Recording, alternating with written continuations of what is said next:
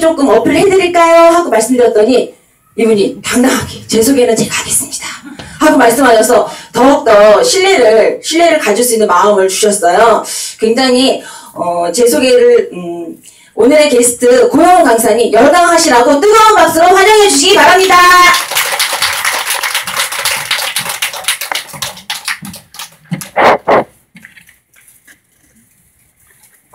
이거 켜주는 거는 제가 모르는데 이거 화면 담당자 선생님 누구 안 계신가요?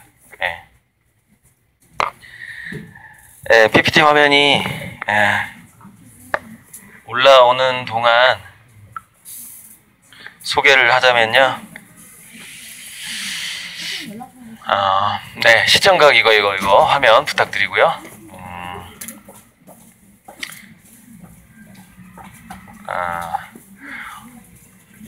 그러니까 4차 산업혁명을 강의하는 강사가 많아요.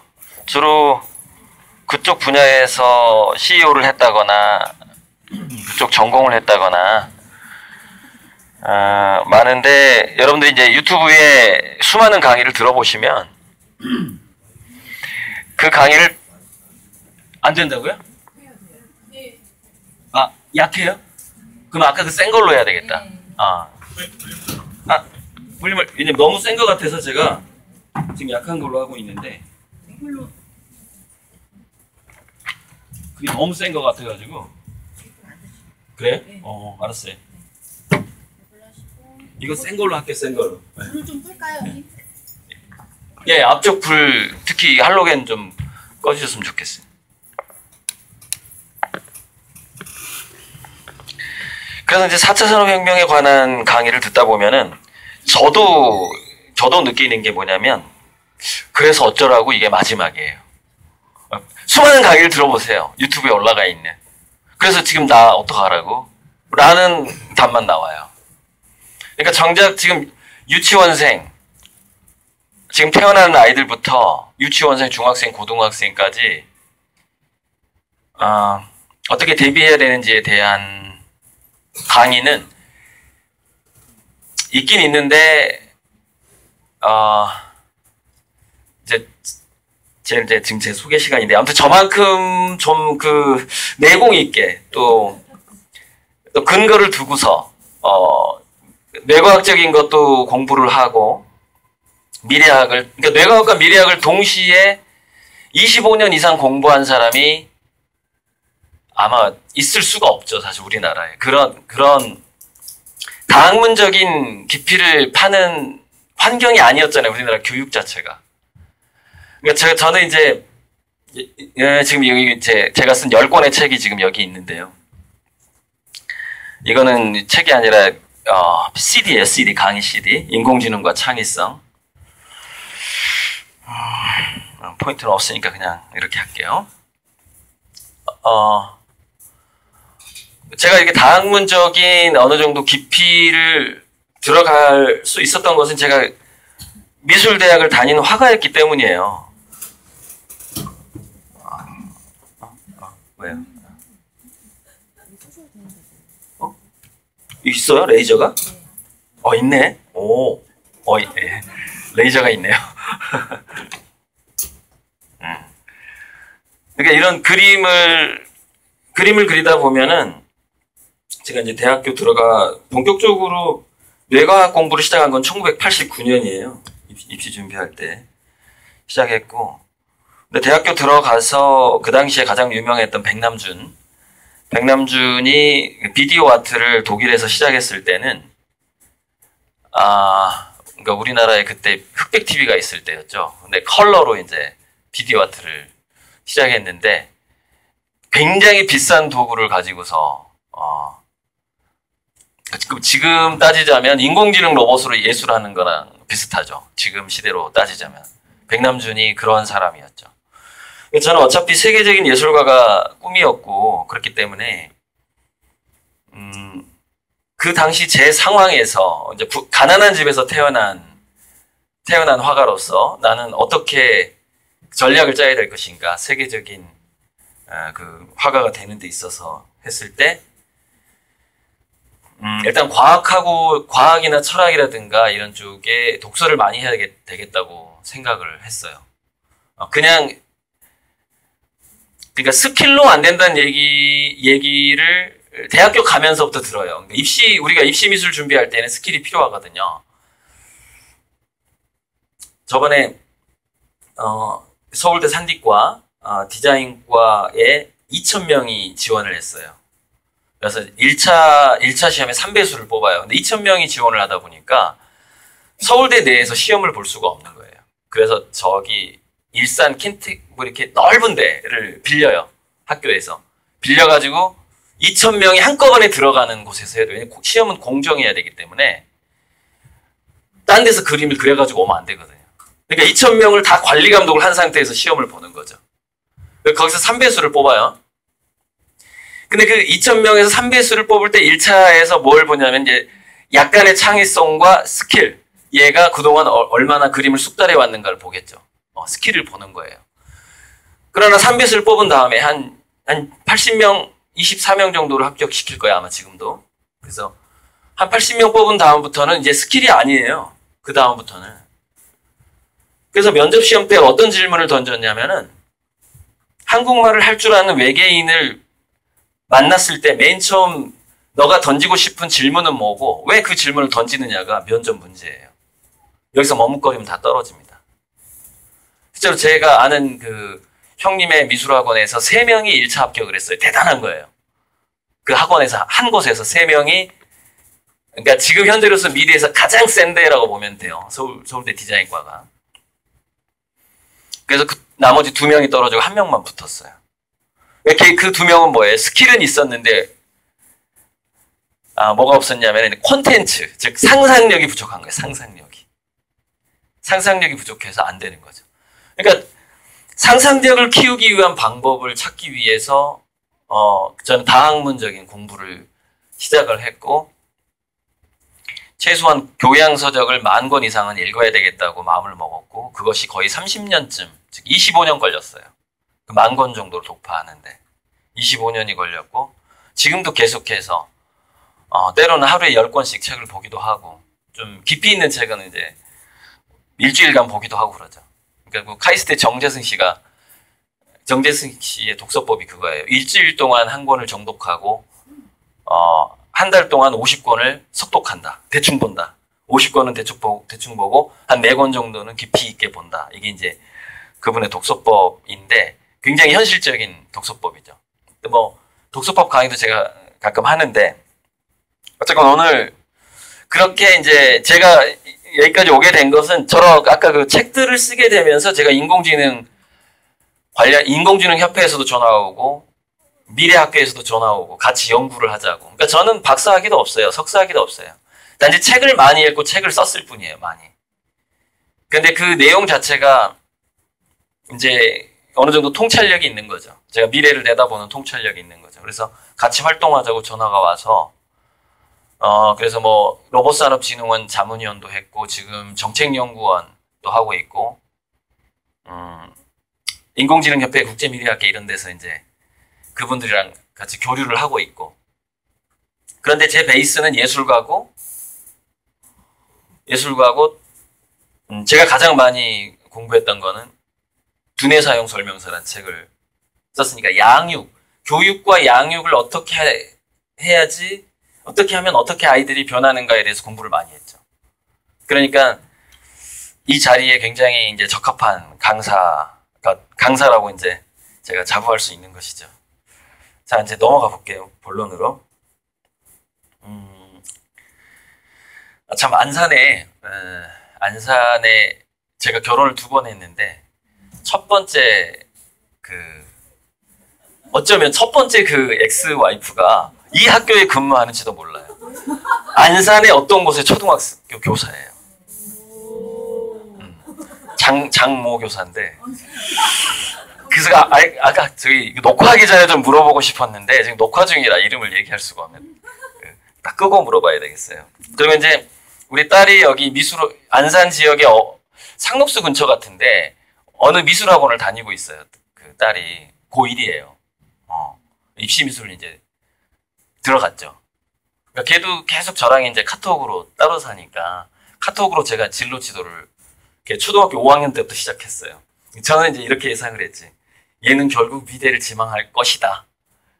아빠 피가 어디 가냐. 그러면서 처음에 이제 초등학교 때는 다 이러잖아요. 연예인 되고 싶다고 그러잖아요. 근데 얼굴이 내가 봤을 때 객관적으로 경쟁력이 그다지. 그래서 그래 너 김태희 알지 김태희. 아빠랑 학교 동창이잖아. 거기 그 의류학과인가 나왔잖아.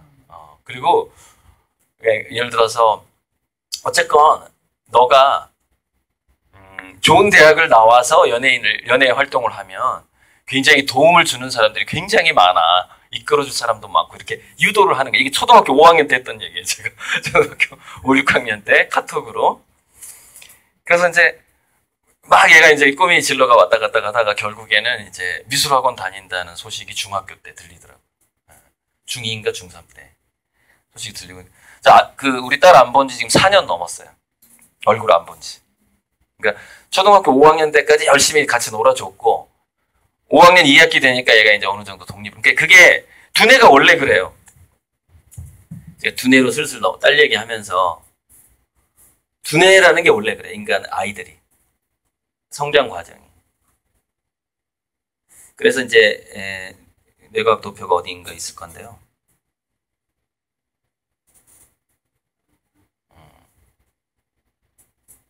이건데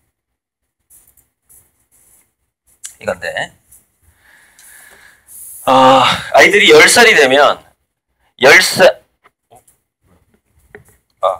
10살이 되면 10살 무렵에 급속도로 논리적인 지능이 성장을 합니다. 10살부터 12살 사이에. 이게 초등학교 5학년 때예요.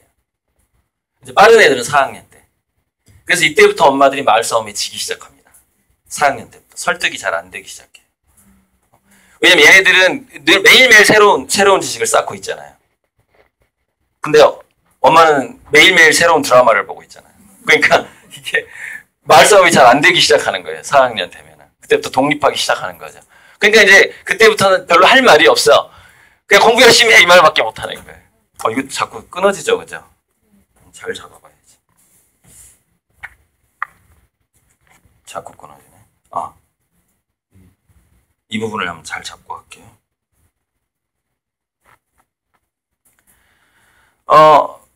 그렇게 되는 거예요. 그래서 이게 10살 좀 지나서 논리적인, 그러니까 전두엽이 발달하기 시작한다는 얘기예요. 이 전두엽이. 전두엽은 거의 30살 돼야지 이게 좀 다 자리를 잡는데요. 그때까지 계속해서 이거 늦게 자리를 잡는데, 근데 이제 10살부터 급속도로 좋아지다가 15, 16수에 이렇게 되면은 또 더 한 단계 더 업그레이드가 되죠. 이때. 중2, 중3 때. 딱 한 단계 더 업그레이드 되죠. 이때 나타나는 게 뭐냐면, 이때는 뭘 파악하게 되냐면은, 이제 자기 분수를 파악하기 시작한대요. 분수를.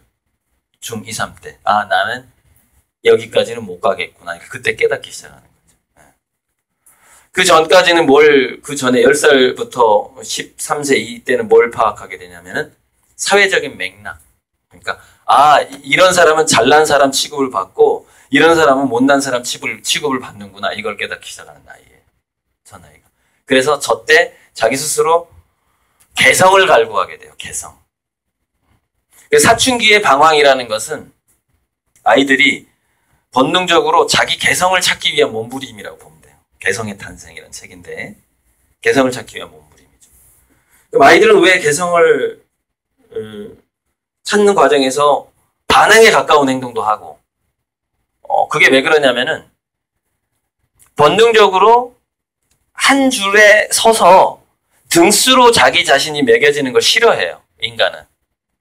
그걸 다 싫어합니다. 어른들도 다 마찬가지예요. 모든 인간이 다 싫어해요, 그거를. 나 3등이야? 쟤는 97점인데 나 90점이야. 이거 싫어해요. 그래서 초등학교에서 그거 없앤 거잖아요. 그게 굉장히 나쁜 게 뭐냐면 상위 5%만 자존감을 살려주고 나머지 95%는 자존감을 죽여버린다는 거예요. 근데 여러분, 자존감이 죽게 되면 두뇌가 꺼져버려요. 발달을 멈춰버려요. 멈추고 퇴보하기 시작합니다.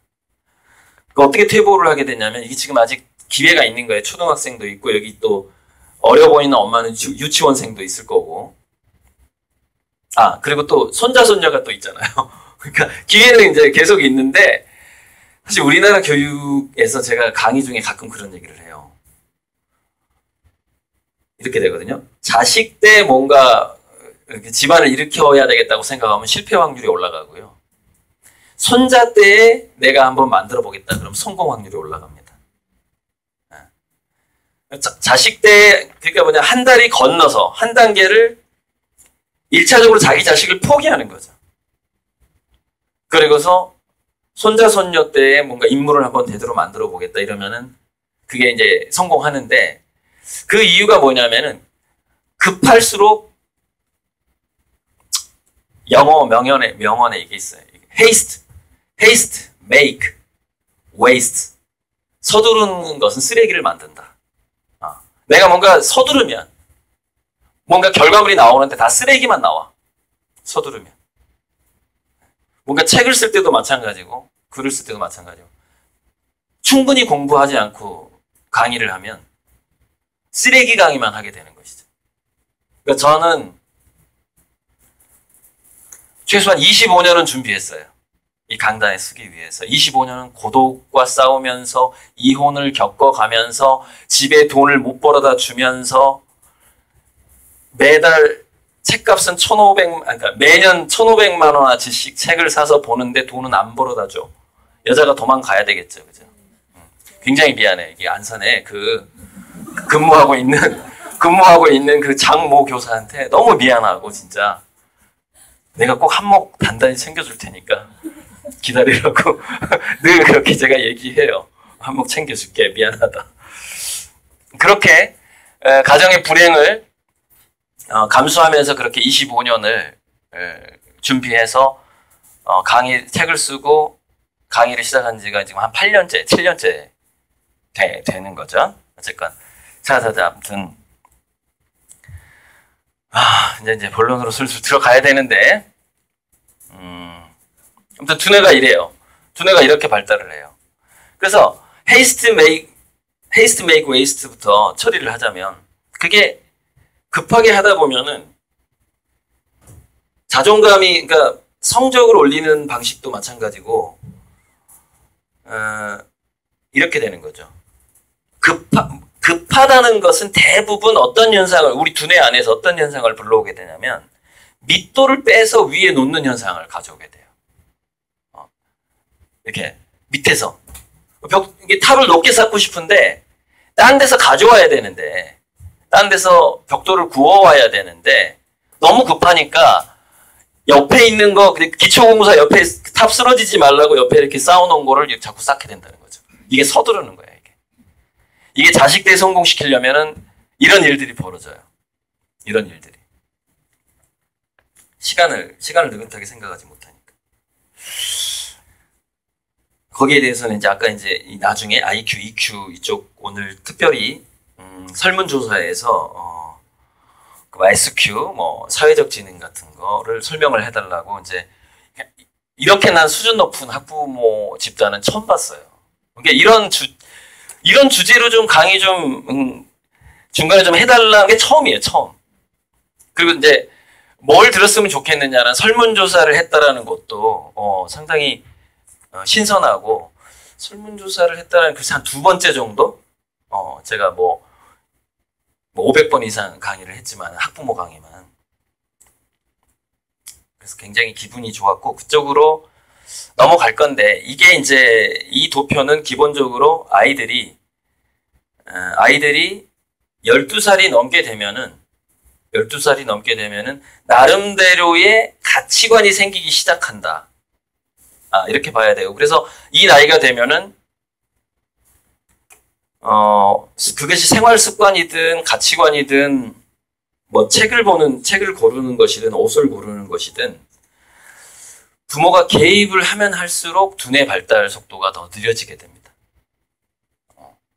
저 때는 뭐냐면 자기 개성을 만드는 데 있어서 가장 빠른 속도로 두뇌를 그게 IQ가 됐든 SQ가 됐든 EQ가 됐든 두뇌를 더 튼튼하게 만들어주는 방식은 뭐냐면은 그 아이가 성취감을 느낄 만한, 자존감을 이렇게 고양시킬 만한 경험과 말과 인간관계가 얼마만큼 있는가가 만들어내요. 그 이후에는, 12살 이후에는 그렇다고 보면 돼요. 크게 보면 10살 이후에는. 그러니까 10살까지가 부모의 손길이 어느 정도 영향을 미칠 수가 있는 거고, 궁극적으로 10살 넘으면은 그거는 어시스트밖에 못한다, 이제 부모는. 얘가 성취감을 느끼도록 뭔가 이렇게 깔아주는 거죠. 그래서 우리 부모 교육 시간에 수많은 사람들 그 얘기 하죠. 뭐, 엄마 100점 맞았어. 니네 반에서 몇 명 100점 맞았니? 이렇게 얘기하지 말라고 그러잖아요. 뭐, 수학 50점 맞았어. 반이나 맞았어. 그러면서 오늘 파티하자. 이렇게 하라고 그러잖아요. 성적에 대해서 절대 물어보지 말고. 그렇게 10대를 보내라고 하거든요. 왜냐하면 누군가가 이렇게 된다는 거죠. 자기의 성취, 학교에서 평가당해요. 집에서 평가 안 해도. 그죠? 학교에서 평가당하죠. 근데 집에서 이 아이를 평가를 안 하고 자기 자식으로서 100% 사랑하는 누군가 한 명이 존재가 있다면 자기는 자기는 이 세상을 살아가면서 망가졌을 때 회복할 수 있다는 자신감이 생긴다는 거예요. 누군가가 자기를 평가를 안 했을 때. 그걸 회복 탄력성이라고 얘기하죠. 근데 학교에서도 평가당하고 집에서도 평가당하고 친구들한테도 다 평가를 당해. 그럼 문제는 뭐냐면 회복 탄력성도 안 생기지만 동력이 사라져버려요. 동력이. 살아갈 동력이 사라져요. 두뇌는 계속해서 마이너스 발달을 하게 되죠. 마이너스 발달. 그게 왜 그러냐면은 10살부터 20살 사이에 어떤 일이 두뇌에서 벌어지냐면은 시냅스가, 이거 이제 뇌과학의 아주 기본만 얘기하고 이제 넘어갈게요. 애들이 사춘기가 되기 시작하면서 동물적인 반응을 보이기 시작하는데, 그 동물적인 반응은 뭐냐면은 번식기가 오기 전에 힘을 길러야 되고 상대방을 무찔러야 되고, 그거는 여성들도 마찬가지고 남성들도 마찬가지인데, 남성들은 주로 그것이 폭력적으로 드러난대요. 몸싸움으로 드러나게 돼요. 남성들은 10살부터 20살 사이에. 근데 여성들은 주로 그게 어떻게 드러나냐면 이간질로 드러난대요. 이간질. 그러니까 상대 여성의 평판을 깎는 수다 떨기로. 그게 말폭력으로 드러난다는 거죠. 여성들은 말폭력, 주먹 싸움을 하는 게 아니라. 그게 이제 그 차이가 있지만 어쨌든 그 경쟁을 시작해요. 그래서 내가 좋아하는 오빠가 내 오빠로 만들고 싶은데 저 오빠가 다른 여자를 좋아하면 그 여자에 대한 평판을 깎아내리는 작전에 들어갑니다. 걔는 뭐 잔인한 여자야부터 시작해서 얼굴은 이쁜데 뭐가 없어부터 시작해서 이제 자꾸 그렇게 소문을 내고 싶어하는 욕망에 시달리게 돼요. 그게 저절로 그게 본능이에요. 본능. 그게 이제 그냥 원숭이 때부터 가지고 있었던 본능이라고 보면 돼요. 그러니까 어쨌든 근데 그 과정에서 그걸 번식 경쟁이라고 그러는데, 그 번식 경쟁과 사냥 경쟁에 들어가게 돼요. 사냥 경쟁이라는 거는 이제 더 값어치 있는 사냥감을 자기가 사냥하고 싶다는 그런 마음, 그래서 막 근육에 힘을 키우게 되고 이렇게 되거든요. 여성은 더 매력적으로 보이고 싶어하고 그렇게 되는데, 그 과정에서 두뇌가 스트레스를 받아요. 왜냐면 그것 자체가 경쟁이기 때문에. 그래서 아드레날린 종류의 물질이 체내에서 많이 나오게 되면서 사춘기 때 짜증을 많이 내기 시작해요. 아이들이 아침에 일어날 때 우는 이유는 이 몸을 깨우기 위해서 각성 물질이 나오는데, 그 각성 물질이 짜증 물질이에요. 그래서 아침에 일어날 때 우는 거예요. 왜? 자기도 모르게 눈물이 나와. 코르티솔이 많이 나오거든요. 몸을 깨워줘야 되기 때문에 그 스트레스 물질을 확 분비를 해요, 아침에. 애들이 울면서 일어나죠. 근데 그게 아침에 일어날 때 짜증나는 것이 그게 사실이거든요. 그거는 그 생리적인 반응이에요. 근데 그것을 평생 끌고 가면 안 돼요. 10살이 넘어서부터는 그게 이제 그 아이의 그 자존감을 잘 살려주는 그런 방식으로 성취감, 공부는 못하더라도 너는 뭐 줄넘기라도 잘하잖아, 너는 요리를 잘하잖아, 이런 어떤 칭찬의 방식으로 아이를 키우게 되면은 아침에 일어날 때 짜증 물질이 나오는 것보다는 의욕 물질이 나오면서 일어나게 됩니다. 의욕의 물질. 그 이제 도파민 같은 게 나오면서 이게 어떤 상황이냐면은 여러분 그 초등학교 때 그런 거 경험했나 모르겠는데 내일 소풍 간다고 할 때 잠이 안 오는 현상이거든요. 소풍 가는 날 아침은 알람을 안 맞춰놔도 새벽에 눈이 떠지죠. 예, 예. 이게 성공하는 사람들의 두뇌의 특성이에요. 그러니까 일단은 두뇌가 돌아가는 엔진 상태를 아침에 억지로 일어나게 된다. 아이가. 그러면 성공할 확률은 거의 없다고 보시면 돼요. 없어요. 그래서 내가 초등학교 강의할 때마다 그 얘기를 꼭 하는데 초등학교 때 부모가 아이한테 선물해야 되는 체험이 하나 있어요. 그게 뭐냐면은 스스로 일어나서 학교 가는 거예요. 이제 이렇게 얘기하죠. 아이가 초등학교 때 스스로 일어나서 학교 가는 그것을 습관 들이는 거에 실패한다면 그 이후에 쭉 가요. 쭉. 중학교, 고등학교 때도 공부할 분위기가 아니면 공부를 안 해. 안 하죠. 공부해라 그러면 나중엔 이렇게 돼요. 엄마 나 공부할 분위기 만들어줬어? 이래. 그리고 너 성공해라 그러면 엄마 나 성공할 만한 자금 줬어 나한테? 줘본 적 있어? 이렇게 바뀌어요. 그게 자기주도성에 의한 성취감을 초등학교 때 박탈당하면 애가 그런 성인으로 자랄 확률이 올라가 버려요. 근데 이제 그렇게 되면은 자기주도성이 약한, 그러니까 자기주도성의 대표적인 체험이 아침에 직접 혼자 일어나서 학교 가는 거거든요. 이거 하는 다 방법이 있어요. 그렇게 성공하는 방법이 있어요. 잠깐 말씀을 드릴 거예요. 그렇게 되면 그 다음부터 얘가 인생이 달라지기 시작합니다. 두뇌가. 아침에 일어날 때 그러니까 그렇게 하려면은 그게 참 먼저 학교가 재밌어야 되거든요. 학교 생활이 재미가 없는데 아이가 또 그렇게 될 리가 없어요. 그렇잖아요. 소풍 갈 때는 그게 되는데 학교 갈 때는 안 된단 말이죠. 그래서 이제 이게 정말 힘든 난관들이 꽤 많긴 해요. 근데 자꾸 지각하고 결석하는 게 창피해서라도 그렇게 하도록 만드는 게 차라리 나아요. 학교가 재미없지만 너가 지각하고 결석하고 늦게 가는 것은 너가 지각하고 결석하는 거하고 엄마하고 아무 상관없어. 엄마는 엄마 인생이 따로 있는 거야. 그럼 너가 알아서 학교에서 알아서 처리를 해. 알아서.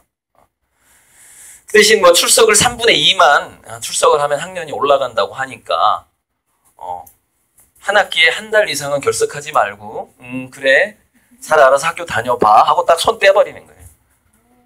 어떻게 손을 뗄 수가 있을까요? 뭐라고요?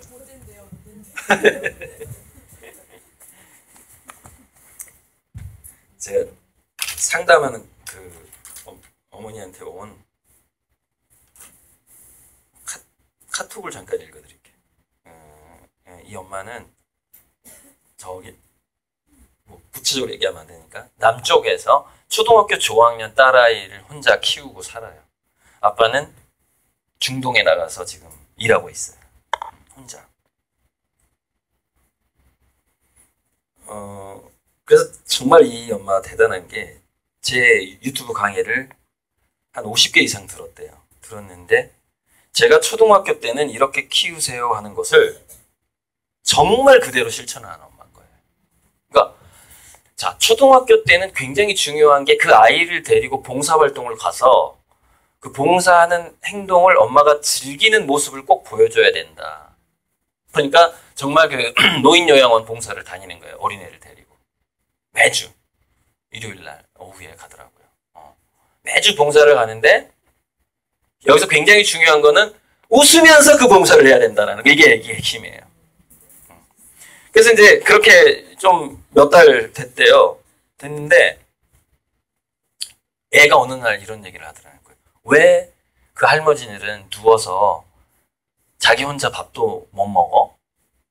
초등학교 저학년이니까. 그럼 나이 들면은 이렇게 노쇠해지고 하다 보면 그럴 수가 있어. 그리고 설명을 해줬더니 그 끝에 이 애가 초등학교 저학년 애가 엄마한테 하는 얘기가 엄마, 내가 나중에 엄마가 그렇게 되면 나도 웃으면서 밥을 떠먹여줄게. 이렇게 얘기하더라는 거예요.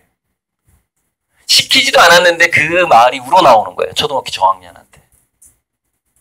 자, 이게 왜 중요하냐면 여러분 어제 지금 사진 보내준 거예요. 자기 딸 사진. 네, 그 엄마가. 안 보이죠? 아주 밝게 잘하고 있어요. 자, 또 제가 뭘 주문했느냐? 아니, 그거 먼저. 자, 그 엄마가 아이를 데리고 봉사활동을 다니는 것의 중요성이 뭐냐면 미래 사회가 이렇게 바뀌어요. 자, 어제 요즘에 여러분 세상에 이런 일이라든가 뭐 이런 그 프로그램을 보면 가끔 맛집 소개가 되거든요. 어제 제가 TV에서 안동에 있는 마늘족발집이 방송에 나오더라고요. 봤죠? 마늘족발집. 우와, 이게 도대체 저렇게 해서 도대체 얼마를 받아야 되는 거야? 그 준비 과정이 어마어마한 거예요. 일손이 너무 많이 들어가는 거예요.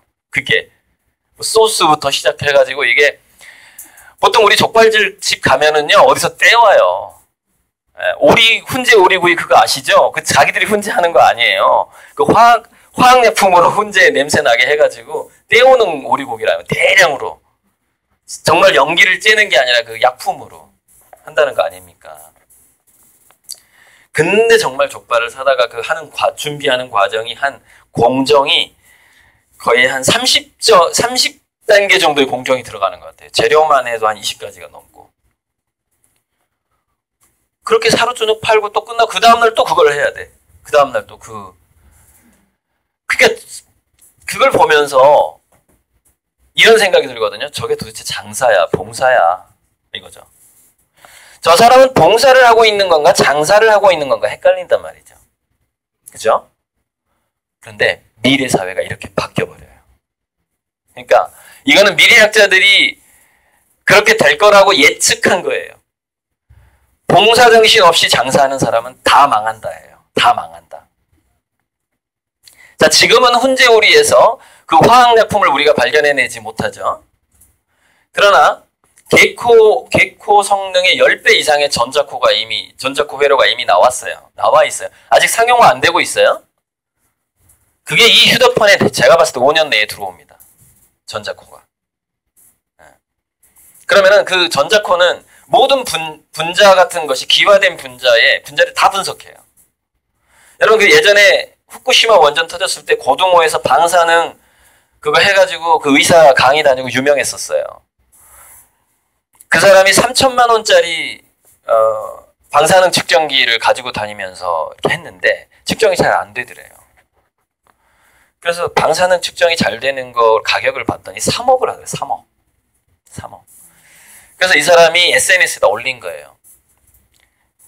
내가 후쿠시마 그 원전의 그 방사능이 우리나라 해안가에 어떻게 이렇게 오고 있고 바닷물부터 시작해가지고 이거를 내가 다 조사해서 여러분들한테 브리핑을 해드리겠다.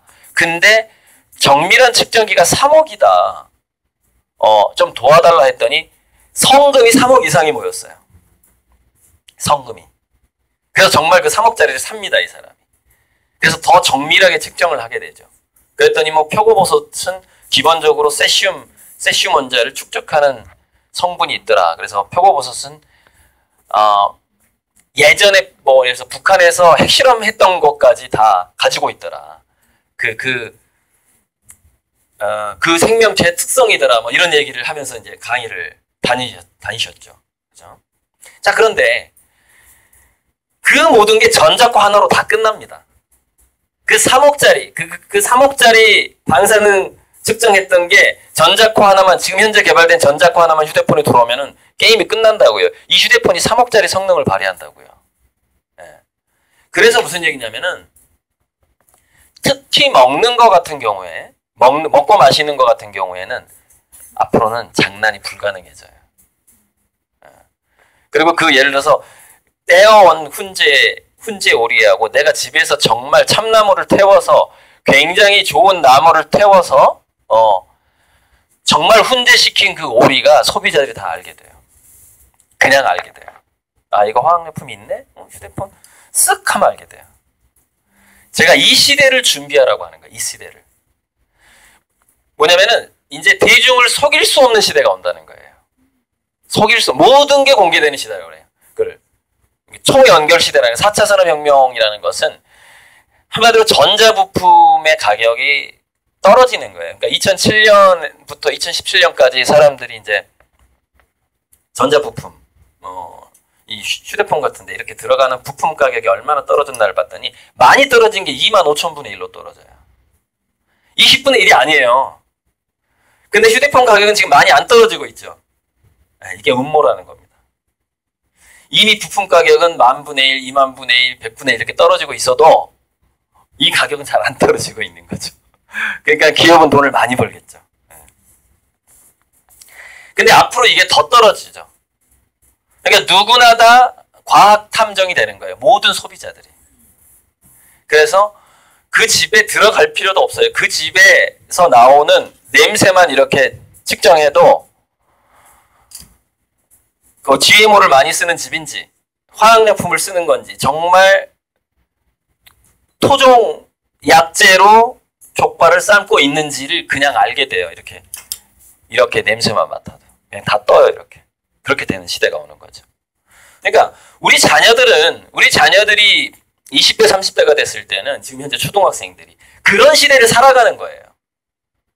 그래서 모든 분야에서 이런 현상이 나타납니다. 그러니까 수입의 평준화가 나타나요. 그러니까 그리스 같은 경우에는요, 블루칼라를 한 10년, 20년 정도 하면은요, 국회의원 월급보다 더 많이 벌어요. 거기는. 우리나라도 그렇게 됩니다, 곧. 그게 시장이 됐든 국회의원이 됐든 대통령이 됐든 그 사람들의 수입은 줄어들게 되는 거예요. 평준화돼요. 그렇게, 그런 운동이 일어나게 돼 있어요. 그래서 국회의원 특권들이 계속 지금 다 내려놓고 있죠. 이게 계속 가속화돼요. 그러니까 수입의 평준화인데 이렇게 되는 거예요. 몇 명만 인공지능 4차 산업혁명기에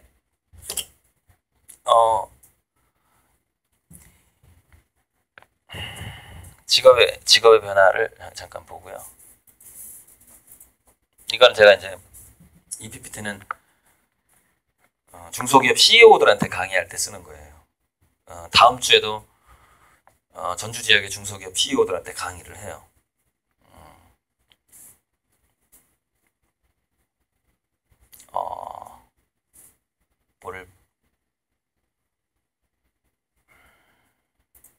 이걸 볼까요?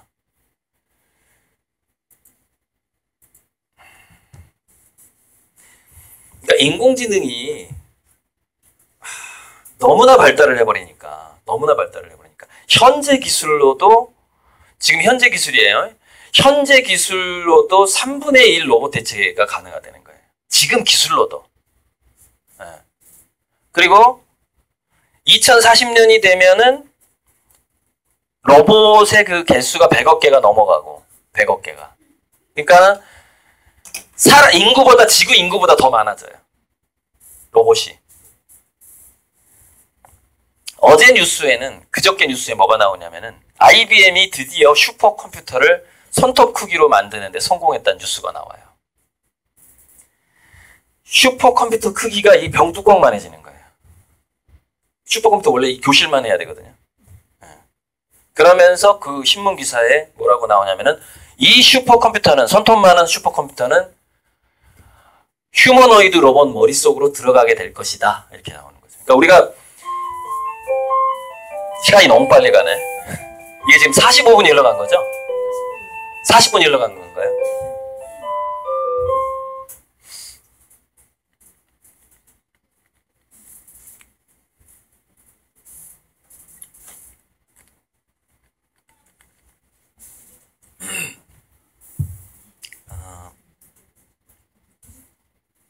자, 그래서 그리고 그것만 얘기하고 또 넘어갈게요. 자, 인공지능의 지적인 성능이 이제 그때 알파고가 이세돌을 이기고 나서 그 CEO 하사베스가 이렇게 얘기해요. 이제 알파고는 더 이상 바둑을 두지 않겠다 이렇게 얘기를 했어요. 그리고 나서 과학 연구를 시키겠다 이렇게 얘기를 했습니다. 근데 지금 IBM의 왓슨이라든가 알파고가 과학 연구 중에서 가장 돈이 많이 되는 게 뭔지 아세요? 그게 신약 연구입니다. 약 시장. 제약회사들이 연구하고 있는 거. 그게 돈이 가장 많이 되거든요. 그래서 아니나 다를까 인공지능이 신약 시장으로 뛰어듭니다. 지금 개발하고 있어요. 인공지능이 신약을. 보니까 이제 신약 후보 물질이라고 이 물질을 당뇨병에 써보면은 효과가 있을 것 같습니다라는 게 후보 물질이에요. 그래서 제약회사 연구원 한 10명이서 한 5년 정도 연구를 하면 후보 물질 하나를 추천할 수가 있답니다. 5년 연구하면. 근데 인공지능이 신약 개발로 딱 들어가니까 5분 만에 하나씩 추천을 하는 거예요. 5분 만에. 인간 10명이 5년 동안 연구해야 추천할 수 있는 후보 물질을 5분 만에 하나씩 추천해요. 왜 그럴까요? 빅데이터 때문에 그래요. 빅데이터. 인공지능은 이 인터넷상에 올라와 있는 것이든 물질이든 간에 모르는 게 없다. 물리화학적인 화학 반응을 전부 다 예측할 수 있다는 거죠. 근데 인간의 두뇌는 그게 불가능해요. 무슨 얘기냐면은 이제는 어떤 상황이냐면은 자, MIT? 칼텍? 전 세계적으로 이공계에서 아주 좋은 대학을 나온 그 연구원들 10명 모아놔서 연구를 한 게 바보 10명이 연구하고 있는 거야. 인공지능에 봤을 때는. 바보 10명. 그걸 5년이나 걸리냐? 잠깐 기다려봐. 나 5분 만에 끝낼게. 이러고 있는 거죠. 그래서 IBM의 왓슨이라는 그 진단 인공지능이 이제 암 치료법을 검색하거든요. 그래서 과거에 이제 그래서 제가 애들이 의대 갈 때는 연구 능력이 없으면 제가 의대 보내지 말라 그러거든요. 그러니까 연구 집단화돼요. 그 병원이. 그러니까 병원이 점차적으로 인공지능 로봇에게 점점 이렇게 자리를 빼앗기게 되는 현상이 앞으로 나타나거든요. 근데 이렇게 그런 거 연구를 막 좋아하는 애라면 그 의대를 가도 좋다. 그러면은 연구원으로 갈 수가 있으니까 그것도 인원이 아주 많지는 않아요. 그러니까 의대에서 5% 안에 들어야 돼요. 그 창의성이. 의과대학 합격한 애들 중에서 5% 안에 들어야 되는 거죠. 지금 다 그런 시대에 어디 가나 좀 그렇게 바뀌고 있는데 그래서 왓슨이 이제 어떻게 이 사람을 질병을 치료할 거라고 막 전 세계에 있는 의학 논문 구글에 다 올라와 있어요. 보는데 그 보는 속도를 계산해 본 거예요. 누가? 그랬더니 왓슨이 3시간 동안 검색하는 의학 논문을 한 인간 의사가 읽으려면 3,000년이 걸린다는 거예요. 3,000년. 이게 인간 두뇌의 한계와 인공지능의 도움을 받는 슈퍼컴퓨터의 차이예요. 그러니까 이런 물결들이 지금 급속도로 다가오고 있고 우리 아이들의 미래는 바로 그런 애들이랑 살아야 되는 거예요. 그냥 3시간 만에 인간이 3,000년 공부할 거 뚝딱 공부하는 애들이랑 살아야 되는 거예요. 근데 그 애들이 연구소에만 있어, 지금은. 그죠? 연구소에만. 그러니까 프로그램으로 존재해. 온라인상에서. 전선 안에 존재한단 말이에요. 회로 안에. 그런 애들이 이제 인간처럼 등장을 하게 되는 거죠. 우리 애들은 그 시대를 살아가게 되는 거예요. 그래서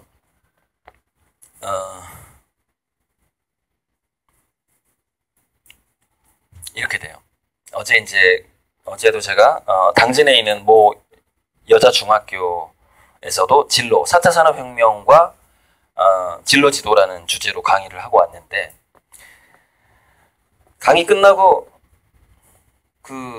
저를 불러준 진로 선생님하고 그 다음에 중간에 연결해준 그 도서관 사서 선생님이 강의가 너무 어렵다고. 제가 그랬죠. 애들을 과소평가하지 말아라. 그랬어요. 애들을 과소평가하지 마라. 그건 어른들이 지레짐작으로 그렇게 얘기하는 거다. 당신들이 처음 들어본 이런 얘기는 안 했어요. 그분들이 처음 들어봤기 때문에 어렵게 느끼는 거예요. 그러나 오히려 애들은 처음 들어본 걸 어렵게 느끼지 않습니다. 그걸 받아들이죠. 이런 얘기구나. 받아들일 수가 있는 거예요. 어려운 얘기 안 했어요. 제 강의 중에서 굉장히 이제 유튜브에 곧 오늘 밤이나 내일 올라가겠지만은 굉장히 제 강의 중에서 굉장히 쉬운 스토리텔링으로 했거든요. 근데 그걸 어른들은 어려워합니다. 왜 그럴까요? 자기 고정관념하고 안 맞기 때문에 그래요. 어려운 게 아니라 어렵다라는 착각을 하는 거예요. 사실 굉장히 간단한 건데 지금까지 자기가 교육받은 거랑 너무 다르니까 어렵다고 느끼는 거예요. 그게 어른들이. 그러나 애들은 그냥 그대로 받아들이죠. 그거를. 자, 제가 얘기했던 게 간단하게 이거예요. 이세돌하고 의사 예를 들었는데 이렇게 되는 거죠. 자, 바둑을 잘 두는 사람이 그 전날 뭘 잘못 먹어서 배가 불편해서 바둑을 실수를 했다고 쳐요. 그럼 그 사람한테 돌아갈 피해는 그 상금이 딴 사람한테 가죠. 그리고 그 사람은 랭킹이 떨어지겠죠. 왜냐? 바둑은 게임이기 때문에 그래요. 게임이기 때문에. 우리가 화면상에서 모니터 게임을 할 때 뭐 누굴 죽이기도 하고 그러죠. 그러나 실제 죽지는 않죠. 상대방 그 아바타, 그 캐릭터가 죽는 것이죠. 게임이니까 괜찮아요. 그런데 수술하는 의사가 전날 뭘 잘못 먹어서 배탈이 나서 수술을 하다가 가위질을 잘못하면 어떻게 되죠? 죽죠. 치명적이죠. 가위 놓고 뭐 꼬매는 거 정도도 옛날에 있었고, 의사가 실수하면 그렇게 되죠. 의사들은 실수를 많이 합니다. 미국 병원에서 조사해봤더니 오진율이 45%가 나와요. 어마어마합니다. 40%가 넘어요, 오진율이. 근데 IBM의 왓슨은 오진율이 거의 없어요. 이제 지금 거의 정확도가 95%를 넘어갔죠. 인간이 상대가 안 돼요. 자, 그 다음에 일론 머스크가 테슬라 자동차에서 무인 자동차를 런칭할 때 한 얘기가 있어요. 머지않아 사람이 직접 자동차를 모는 것이 불법이 될 것이다. 이 얘기를 합니다. 왜 그럴까요? 여러분, 작년까지만 해도요. 올해는 좀 교통사고가 줄었나 모르겠는데 우리나라에서만 1년에 5,000명이 사망을 합니다. 교통사고로. 이 5,000명이라는 숫자가 어마어마한 거예요. 월남전에 파병됐던 한국 군인이 죽었던 숫자가 5,000 몇백 명이에요. 5,000 2, 300명이에요. 그것도 몇 년 동안? 7년인가? 7년 동안. 한국군이 파병됐던 7년 동안. 죽은 게 5,000 몇백 명인데 매년 도로 위에서 5,000명 정도가 죽어요. 현재 우리 한국에서. 그죠? 7년이면은 5, 7, 35. 한 36,000명이 죽었다는 얘기예요. 우리나라에서. 전쟁보다 더 참혹하죠.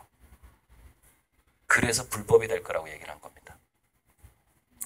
인간은 운전을 하면서 확률적으로 그 사람은 실수를 하더라 이거예요.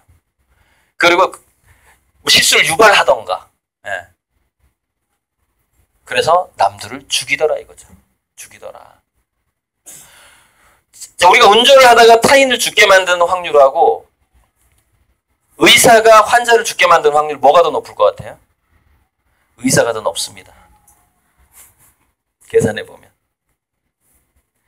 우리가 운전하다가 실수할 확률이 45%나 되나요? 의사는 오진이 이렇게 높단 말이에요. 그게 인간의 한계입니다. 자, 이게 뭘 얘기하냐면은 인공지능 로봇이 급속도로 발달하는 시대에는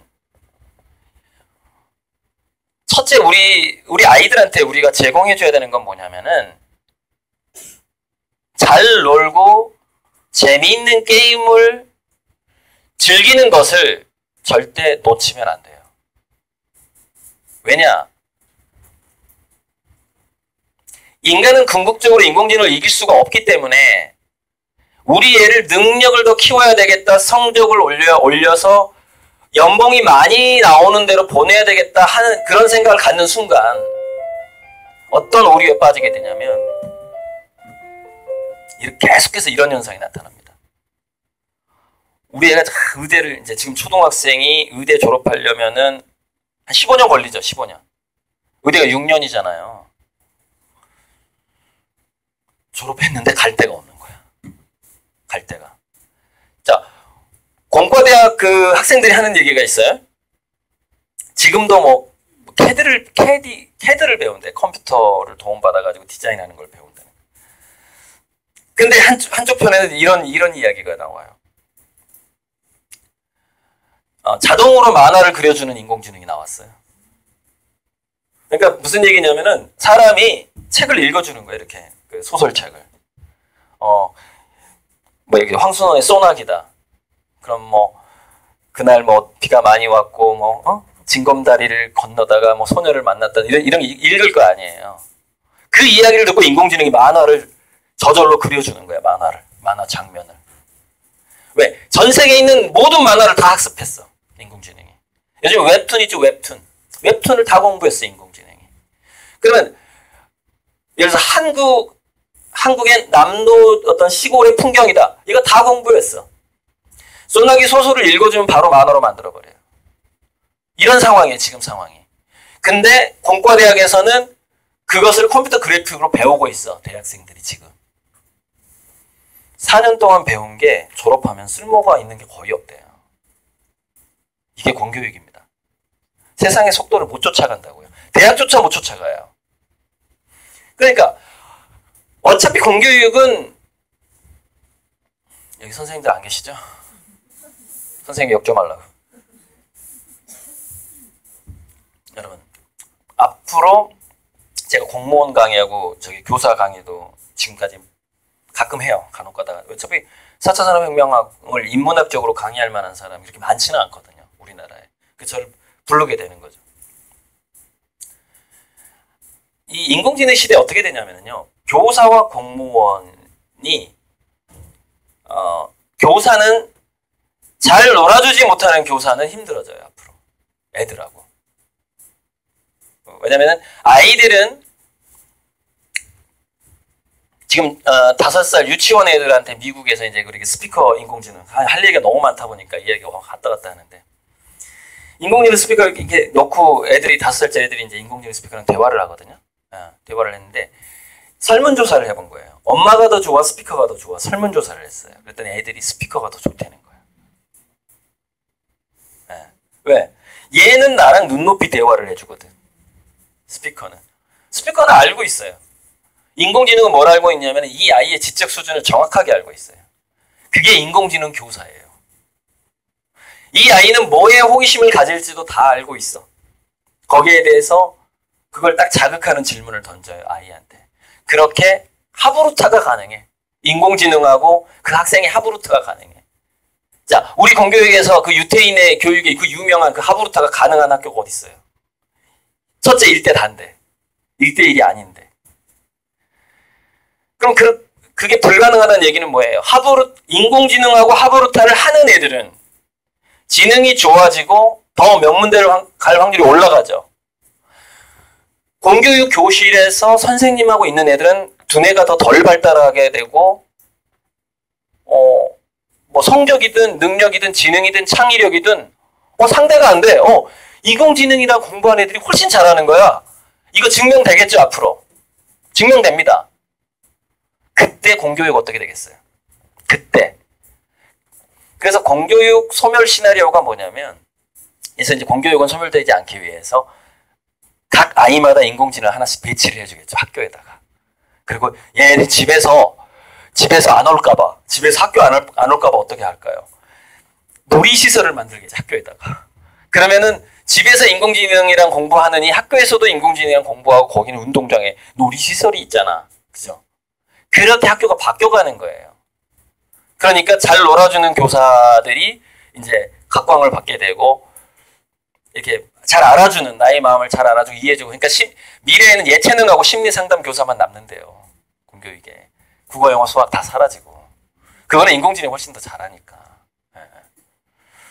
자, 공무원도 마찬가지예요. 공무원도. 그래서 근데 이제 그 사람들 다 자를 수가 없잖아요. 자를 수가 없으니까. 사실 인공지능 가격이요. 한 교사 1년 연봉의 10분의 1밖에 안 돼요. 국가적으로 봤을 때는 인재들을 키우기 위해서 학교에 교사를 배치하는 것보다 인공지능을 배치하고 교사를 자르는 게 훨씬 나아요. 그 수지타산으로 봤을 때는. 그럼 애들도 더 즐겁게 할 수 있고, 지금 그런 위기를 맞은 교사들이 많다 이거예요. 공무원도 마찬가지지만. 하지만 그렇게 안 하겠죠. 왜 그러죠? 그럼 그런 정치인은 잘리니까 투표할 때 교사 표가 있잖아요. 그리고 자기 한 가정에 그 교사나 공무원을 두고 있는 그 가정의 표가 있잖아요. 그죠? 그런 사람은 안 뽑겠죠. 그래서 자꾸 어떤 식으로 흘러가게 되냐면은 공공근로화 됩니다. 교사직하고 공무원직이 공공근로화. 무슨 얘기냐면 굳이 그 일을 할 필요가 없는데 그 직장에서 그 자리를 차지하는 상태로 바뀌게 돼요. 그게 미래 학교예요. 점차적으로. 그렇게 되지 않기 위해서 미리미리 이제 준비를 해야 되는데 학교가. 그래서 제가 교육청에서 저를 이제 작년에 교육청하고 교사 연수 강의를 많이 했어요. 그래서 이렇게 얘기를 해주면서 그때 교사 여러분들 자존감 상하는 거 견디기 힘들다. 왜냐면 자기 존재감을 잃어버리기 때문에 그 정도로 빨리 인공지능 교사가 등장을 할 거기 때문에. 그래서 지금부터 어떻게 해야 되냐면은 미래 학교는 전체 커리큘럼이 동아리화로 바뀔 수밖에 없다. 동아리화. 그러니까 동아리화 바뀌면 이렇게 되는 거죠. 지금은 영어 수학을 전체 학생이 다 공부를 해야 되잖아요. 근데 학교가 동아리화가 되면은 학생 100명 중에서 한 3명만 하면 되는 거예요. 3명만 수학 동아리하고 3명만 외국어 동아리하고 뭐 이렇게 되는 거죠. 다른 애들은 물론 게임 동아리가 많아지겠죠. 나쁠 것 같죠? 나쁘지 않아요. 나쁘지 않아요. 아까 제가 의사의 실수와 바둑을 두는 사람의 실수를 얘기했죠. 그러니까 우리가 인간은 실수를 하는 존재예요. 기본적으로. 인공지능하고 상대가 안 돼요. 그러면은 미래의 그 인간이 가장 많이 진출할 수 있는 곳은 어디냐? 실수를 해도 괜찮은 곳으로 인간은 저절로 가게 돼 있어요. 그러면 실수를 하면 안 되는 직업에서는 어떻게 되느냐? 인간은 밀려나게 돼 있습니다. 왜? 인공지능이 몇 조 배 더 영리하니까, 인간보다. 빅데이터를 가지고서 일 처리를 하니까. 그러니까 지구 환경 문제, 기후변화 문제 이런 것도 굉장히 복잡하거든요. 이거 한 인간이 그 빅데이터를 머릿속에 담을 수조차 없어요. 못 담아요. 근데 인공지능은 그걸 다 담아요. 그래서 우리나라에서 슈퍼컴퓨터가 한 3대 정도가 있는데 기상청회가 하나가 있어요. 기상청회가. 일기예보 때문에. 인간이 일기예보를 못합니다. 너무 복잡하니까. 그래서 그걸 그 슈퍼컴퓨터한테 맡기는 거예요. 바로 그런 식으로 더 복잡하고 그리고 인간이 어떤 결제를 한다거나 사인을 한다거나 자기가 어떤 결정권자이거나 했을 때 만약에 내 결정이 잘못돼서 아이들의 교육을 망치고 국가의 미래를 망치고 막 이런 일들이 벌어질 수 있는 자리일수록 그 자리에서 먼저 물러나게 돼 있어요. 그래서 지금 미국에서 개발하고 있는 로봇 중에 대통령 로봇이 있어요. 그 로봇의 이름이 로바마예요. 로바마. 오바마 때 그 개발이 들어갔거든요. 그래서 로바마 대통령 그 인공지능이 있는데 지금 네덜란드인가에서 이번에 인공지능 로봇이 국회의원에 출마했어요. 아마 당선될 거예요. 그러니까 그 인공지능 로봇이 국회에 들어가서 한 표를 당당하게 행사를 해요.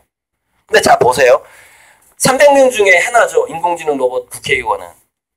근데 영향력은 얼마나 클까요? 내가 봤을 때 150명 정도 영향을 갖게 됩니다. 다른 국회의원들이 그걸 다 알아. 뭘 알죠? 저 인공지능 국회의원의 한 표는 우리의 한 표랑 달라.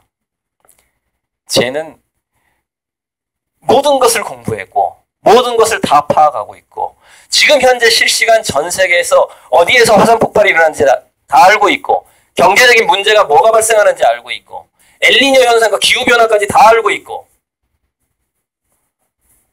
또 뭐까지 알고 있는 줄 알아요? 미국 대통령이 언제 죽을 것까지 예측을 하고 있어. 얘는, 이 인공지능은. 네덜란드의 유력 인사들이 수명이 몇 년 남았을 것까지 다 예측을 하고 여러분 한 사람이 수명이 왔다 갔다 하는 것과요 국제적인 어떤 의사결정 굉장히 밀접한 관련이 있습니다. 지금 예를 들어서 김정은이 암살된다고 생각해 보세요. 완전 달라지는 거예요 상황이. 그죠? 누군가가 암살당할 확률까지 얘는 다 알고 있어. 국회에 들어온 그 인공지능 로봇이. 근데 이 로봇이 이쪽에 딱 투표를 했어. 국회의원들이 따라가요 안 따라가요? 따라가죠. 그걸 알고 있는데, 얘가 얼마나 많은 정보를 갖고 있다는 걸 알고 있는데, 이런 식으로 인간들의 영역이 무너지는 겁니다. 그러니까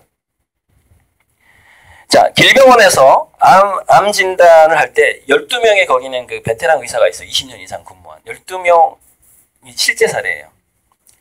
12명이 당신의 암은 이건 것 같다. 이건 것 같으니까 이렇게 치료를 하자라고 제안을 했는데, 왓슨도 같은 치료법을 제시할 거라고 생각을 했어요. 근데 아니야. 인공지능이 얘기한 건 다른 거예요. 당신의 암은 그게 아니라 이런 것 같다. 이런 종류인 것 같다. 그러니까 치료법을 이렇게 하자. 순서를 이렇게 하자. 달라진 거예요. 자, 여기는 12명이 제시했고, 여기는 인공지능 왓슨이 제시했어요. 환자가 누구 말을 들었게요? 당연히 왓슨이지. 왜? 인간은 오진율이 높더라. 인간은 오진율이 40%가 높더라. 넘더라. 왜? 지식을 머릿속에 다 담을 수가 없다. 이런 현상이 계속 일어납니다. 그리고 그 변호사계에서도 이제 미국에 있는 일인데, 그 변호사 로봇이 이제 우리나라에 들어왔어요. 변호사 인공지능이 들어와서 이제 김앤장에도 들어갔고요. 들어갔는데 어떤 현상이 나타나냐면은 판사가, 저도 얼마 전에 소송이 하나 있었어요. 그 교통사고 구상금 소송이 하나 있었는데, 판사가 중간에서 조정을 해주거든요. 이행 어떤 합의를 해줘요. 합의를 판사가. 그리고 조정위원회도 또 따로 있고. 근데 판사가 조정을 해주면 이의 제기를 해. 판사의 조정을 안 믿어, 사람들이. 왜냐면은 정관 예우가 있을까봐. 즉 상대 측 변호사가 이 판사의 직계 선배야. 사법연수원 딱 2년 선배고, 또 딱 보니까 학벌이 같은 대학을 나왔어. 그러면 이거는 저쪽 편을 들어주는 합의 조정이야, 이거는. 그래서 내가 대법원까지 가면은 훨씬 나한테 유리한 판결이 내릴 거야. 그러고서 계속 딴지를 걸고 이의제기를 해서 또 재판이 이어지는 거죠. 그런데 미국에서 어떤 현상이 나타났냐면, 인공지능이 합의를 해주니까 소송을 포기해, 사람들이. 이쪽도 포기하고 이쪽도 포기해. 왜 그럴까요? 인공지능은 팔이 안으로 굽는 존재가 아니거든요. 빅데이터를 정확하게 파악한 다음에 당신이 2대8로 당신이 책임져. 사람들이 오케이 알았어. 그리고 법정에 안 가는 거예요. 변호사 굶어 죽겠어요? 안 굶어 죽겠어요? 미국에서.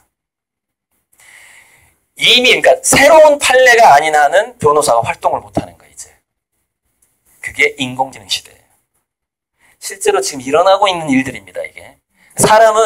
사람의 심리예요. 심리. 이게 굉장히 중요해요. 미래 사회가 변하는 거는. 얼마 전에 제가 아무튼 넘어갑시다. 너무 길어지니까 이게 IQ, EQ로 넘어가야 되니까. 넘어가. 길어져. 차라리 그만 들고.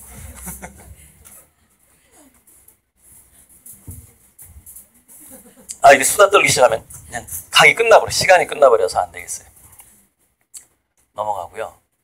이거 아예 닫아버리고, 요거만 가지고 이제 할게요. 자, 그런데 지금 이제 여기 또 뒤에 그 선생님도 계시고 하니까, 자, 인간의 창의성과 지적 능력이라는 것은 어휘력과 밀접한 관련이 있습니다. 단어의 개념을 얼마만큼 아느냐, 그리고 가장 깊은 관련이 있어요. 이거는 쌍둥이 연구에서 나온 거고, 이 노랑 부분이 뭐냐면, 일란성 쌍둥이가 서로 다른 가정에 입양이 됐는데, 좀 좋은 데 입양된 애가 있고 나쁜 데 입양된 애가 있어서, 이제 나중에 얘네들이 10년쯤 후에 10년쯤 키운 후에 어휘력이라든가 이런 지능 조사를 한 거예요. 쌍둥이를. DNA가 같으니까 결과가 믿을만 하겠죠. 그랬더니 좋은 집에서 조금 분위기 괜찮은 집에서 큰 애하고 안 괜찮은 데서 큰 애가 약 이게 55% 정도. 이 노랑 부분이 55% 정도 되거든요. 다른 건 20, 30% 차이가 나는데, 특히 차이가 나는 게 언어를 활용하는 지능이 55% 이상 차이가 나더라 이겁니다. 55% 이상. 근데 인간이 언어를 활용하는 지능이라는 것은요, 아까 제가 여성들이 사춘기가 오면은 이쁜 애들을 평판을 낮추기 위한 머리가 돌아가기 시작한다, 이 말씀드렸죠. 이게 인간이 수다를 떠는 동물이에요. 기본적으로. 말하기를 좋아하는 동물이거든요. 그래서 지금 학교 공부, 초등학교 공부에 초점을 어떻게 맞추시는 게 좋냐면은 스토리텔링으로 맞추셔야 됩니다. 그러니까 인공지능이 아무리 발달하고 지금 인공지능이 소설을 쓸 수 있고 또 시까지 쓰고요. 작곡을 해요, 인공지능이. 그래가지고 윤상 아시죠? 윤상이 인공지능이 작사 작곡하는 그 현장에 가서 한 얘기가 있어요. 너무 작사 작곡을 잘하니까 인공지능이 뭐 랩곡을 힙합곡을 한번 해봐라, 뭘 해봐, 다 잘해. 왜냐면 전생에 있는 노래를 다 공부하니까 인공지능이. 잘해서 가수 윤상이 한 얘기가 있습니다. 인공지능한테 저작권료를 어떻게 줘야 되는지 빨리 우리 협회에서 연구에 들어가야 된다. 왜? 노래가 히트를 칠 것 같거든. 인공지능이 작곡한 노래가. 그럼 우리가 어떻게 이게 돈 계산을 어떻게 해야 되냐 이거야. 그 노래방에서 인공지능이 작사 작곡한 걸 우리가 불렀을 때 그 돈을 어떻게 배분해야 되냐 이거죠. 아무튼 그런 걸 빨리 들어가야 된다고 윤상이 얘기한 겁니다. 이게 거의 몇 달 전에 있었던 일이에요. 자, 그렇게 언어 유희, 작곡, 음악까지 인공지능 없이 다 잘해요. 그렇다고 인간이 스토리텔링을 포기하지는 않는다 이거예요. 인공지능이 아무리 발달을 해도 인간이 포기하지 못하는 것에 주목할 필요가 있다는, 그것이 우리 자녀 교육에서 기본이자 필수가 돼야 되는 거예요. 그게 뭐냐? 말로 재밌게 하는 거, 말 재밌게 하는 거, 떠드는 거, 스토리텔링. 그게 이제 초등학교 때 정말 신경 써야 되는 교육인 것이죠. 그리고 또 하나는 인간은 놀이행동기, 모든 동물은 놀이행동기라는 게 있어요. 이렇게 어렸을 때 막 이렇게 놀면서 사냥법을 터득하는 놀이행동기가 있어요. 그래서 이 놀이행동기를 연구한 학자가 보니까 대뇌가 클수록 동물들이 놀이행동기가 길다라는 것을 밝힙니다. 근데 고양이보다는 개가 놀이행동기가 더 길어요. 이게 뭐냐면 호모 루덴스인데, 그래서 인간은 놀이하는 존재거든요. 호모 루덴스. 자, 스토리텔링 하는 존재예요. 스토리텔링을 좋아해, 인간은. 근데 그 스토리텔링도 그 놀이의 호모 루덴스의 한 분야예요. 그러니까 학교 공부가 스토리텔링으로 지금 초점을 맞추라는 말씀을 드리는 건데, 또 하나가 이제 호모 루덴스, 인간은 노는 존재라는 것을 늘 애들이 밑바탕에 깔고 자라도록 해줘야 된다라는 거예요. 아까 제가 게임하는 분야에서는 누군가가 죽어도 진짜 죽은 게 아니기 때문에 내가 법정에 갈 리는 없잖아요. 모니터에서 총싸움을 한다 하더라도 나 실제로 하게 되면 안 되는 것이잖아요. 그러니까 실제로 뭔가를 인간이 결정을 했을 때는 그 결정이 인공지능이 내린 결정보다 못했을 때 그 사람은 바로 퇴출된다니까요. 거기서. 그러니까 퇴출되지 않는 분야는 스토리텔링 분야하고 호모 루덴스 분야예요. 기본적으로. 그러니까 지금 또 하나는 뭐냐면은 인간들이 어떻게 서로 소통을 하고 즐기는가 봤더니 남다른 면이 있더라 이거예요. 어떤 사람이. 나랑 다른 게 있는 거야. 뭐 외모도 다르고 살아온 것도 다르고 남다른 게 있어. 그래서 만나서 얘기해 보니까 재밌어.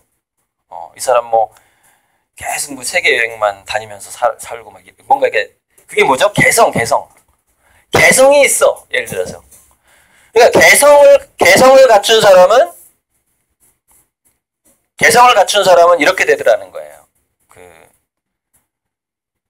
그 관계 속으로 들어가서 그 소속감을 쉽게 형성을 하더라는 것이죠.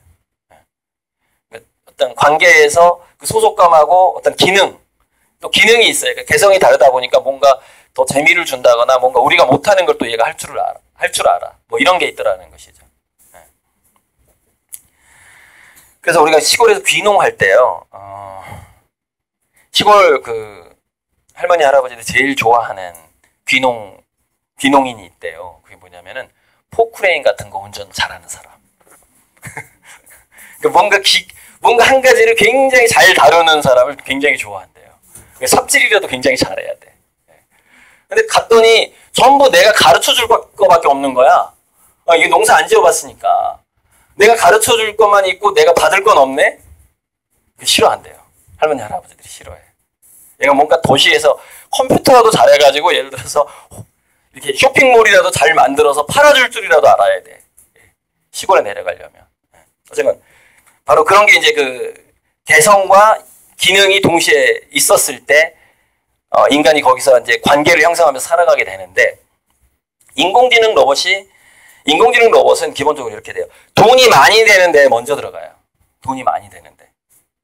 그리고 돈이 잘 안 되는데 그러니까 인공지능 로봇이 봤을 때는 그냥 인간들끼리 뭐 잘 살고 있는 데가 있어. 이렇게 무슨 마을 공동체 같은 데가 있어. 굳이 거기 안 들어갑니다. 거기 들어가서 고추 따봐야 이게 수지타산이 안 맞아. 인공지능 그 가격하고 내가 고추 몇 개 따주는 거하고 이게 안 맞아. 그래서 미래 사회에서 인간들은 아주 그러니까 지금까지 우리가 전통적으로 이런 직업을 가지면 연봉이 세고 굉장히 그 금의 환영을 할 수 있고 내가 도시에 나가서 막 공부를 해서 대학 나와서 이런 직장을 갖게 됐으니까 이렇게 중형차 타고 고향에 내려가서 이렇게 한번 쓱 괜히 이렇게 한 바퀴 돌고 동네에 그 자동차 타면서 이런 게 우리의 성공 모델이었단 말이에요. 그리고 아직도 그 향수를 가지고 있어요, 부모들이. 근데 거기서 벗어나지 못하면 우리 아이들의 미래는 굉장히 불행해질 가능성이 높다는 것이죠. 그래서 제 강의가 이제 바로 그런 어떤 과거의 성공 경험에서 벗어나라는 거예요. 우리 아이들 그 지도하는 그 방법 자체가. 그래서 이제 오늘 그 본론으로 이제 지금까지 이게 서론이었고요. 본론으로. 참 그리고 이게 있어요. 지금 뭐 중고등학생, 초등학교 고학년 정도 되면은 입시 제도가 그렇게 빨리 안 바뀌어서 근데 이제 수능 최저 등급제 그걸 폐지하라고 권고가 내려왔죠, 교육부에서. 그래서 이제 뭐 내신 등급이든 수능 최저 등급이든 이것은 폐기되는 쪽으로 갈 가능성이 거의 100%예요. 거의 100%예요. 왜냐면은 대학이 망하지 않기 위해서는 그렇게 할 수밖에 없어요. 그래서 아마 서울대도 입학 기준이 지금 어머님들이 예상하는 것보다 한 해 한 해 지날수록 굉장히 혁신적으로 바뀔 가능성이 많습니다. 그러니까 지금 서울대를 목표로 한다고 해도 지금 입시 제도를 머릿속에 생각하시면 안 돼요. 불리합니다. 제가 굉장히 많은 학부모들을 상담을 해요. 그 진로 진학 상담을 해요. 학과 선택까지도 상담을 해주는데 입학사정관제 그 자소서라든가 이거 뭐지 학종이라고 그러던가? 예. 그게 들어왔을 때 멘붕에 빠진 사람들 굉장히 많았어요. 왜냐면 얘가 정시로도 높은 등수도 아니면서 그 정시로도 확실하게 성적이 좋지도 않으면서 학종도 준비를 못한 거죠. 자기 개성도 준비를 못했던 거예요. 이 방식이 뭐였죠? 등수대로 대학을 가는 방식이었잖아요. 그 전까지. 그러니까 그렇게 살아왔던 거야, 이 사람이. 그래서 막상 대학 입시 제도가 딱 바뀌니까 자기가 원래 그 이성적으로 갈 수 있는 연고대 이렇게 뭔가 그 자리가 있을 거 아니에요. 근데 그 자리를 개성을 갖고 스토리텔링 경험을 갖고 있는 애들이 대신 차지하기 시작하는 거예요. 그러니까 예전에 이 정도 성적이면 자기가 연고대를 갔었는데 지방대를 가야 되는 상황이 벌어지는 거죠. 왜? 공부는 나보다 못하는데 나보다 좋은 대학을 가는 애들이 많아지기 시작한 거죠. 그게 60%, 70% 점점점 확대가 됐었잖아요. 그죠? 바로 그런 상황은 별것도 아니고요. 앞으로 지금 초등학생이 맞이하게 될 대입 상황은 이거보다 훨씬 충격적일 겁니다.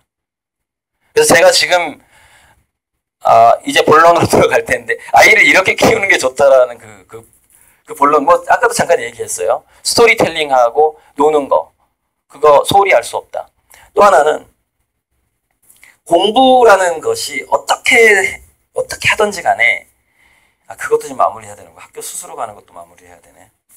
공부라는 것이 어떻게든 간에 그 아이의 즐거움과 연결될 수 있는 방법을 찾지 않으면 희망은 없어요. 앞으로 입시 제도가 그런 방향으로 가거든요. 얘가 즐기면서 했는지 의무적으로 했는지가 금방 알아버려요. 입학사정관들은 한눈에 안 돼, 한눈에. 딱 눈빛만 보면 안 되는 거예요. 정말 귀신처럼 알아버려요. 아예 안 뽑아버립니다. 우리가 면접할 때 돌발 질문을 딱 던지고서 머뭇거리는 애는 안 뽑아요. 왜 안 뽑을까요? 거기서 생활 습관이 나와버려요. 뭐냐면 돌발 질문을 왜 일부러 던지느냐, 면접에서. 그걸 보려고 하는 거예요. 추워서? 머뭇거리는지 머뭇거리지 않는지를 보는 거예요. 어떤 대답을 하는지를 보는 게 아니라니까요.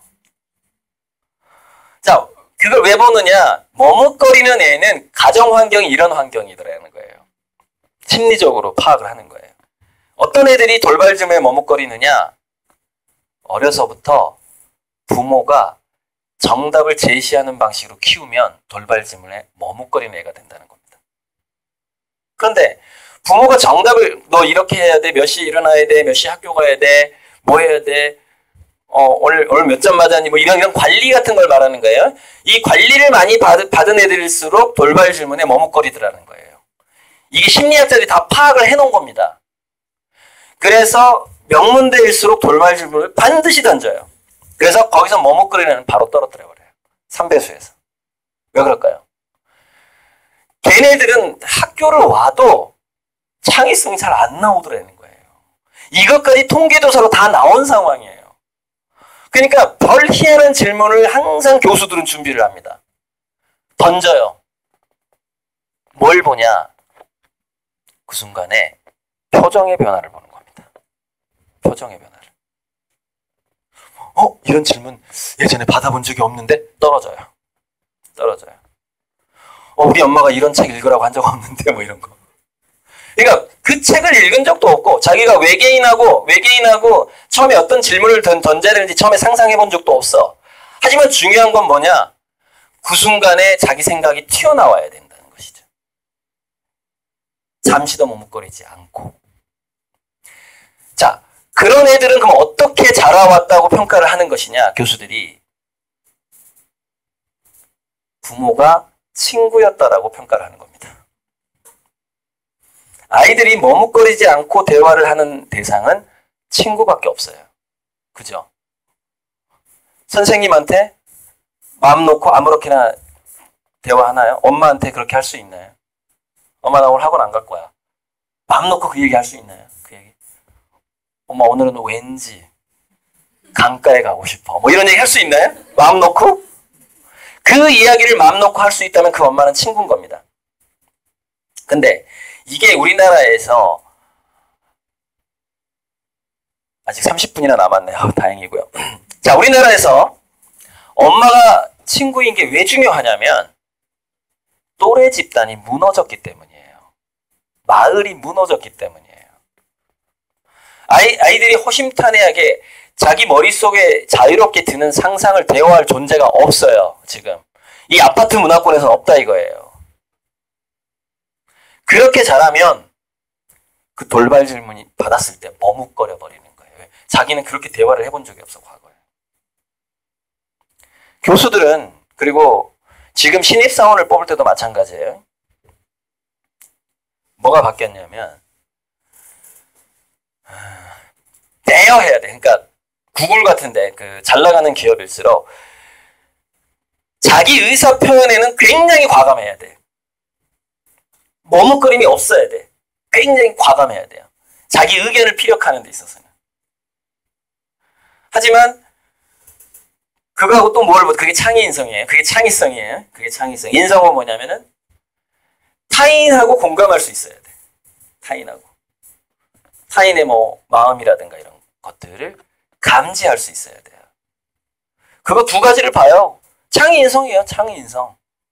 근데 그 창의인성이라는 것에 제가 이제 계속해서 얘기하는데 인성이라는 것이 자 피라미드 탑을 쌓는다고 했을 때 창의인성의 탑을 쌓는다고 했을 때 인성 위에 창의성이 자라느냐 이게 이제 의견이 분분합니다.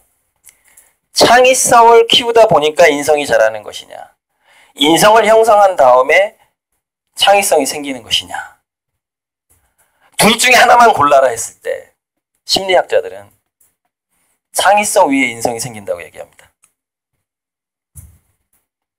무슨 얘기냐면 이렇게 되더라는 거죠. 우리 가정교육이라는 게 지금까지 대한민국의 교육의 고정관념은 뭐였냐면은 사람이 먼저 돼야 돼라는 게 굉장히 오랫동안 전통으로 내려왔습니다.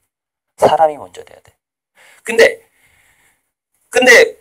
자, 할머니 세대하고 지금 현재 엄마 아빠 세대가 우리 한국은요 이렇게 가치관이 다양한 나라가 아니에요. 굉장히 이렇게 정당도 딱 두 군데서 막 싸우고 뭐 종북이니 좌빨이니 이러고 있잖아요. 그런 나라예요. 굉장히 이게 단순한 나라입니다.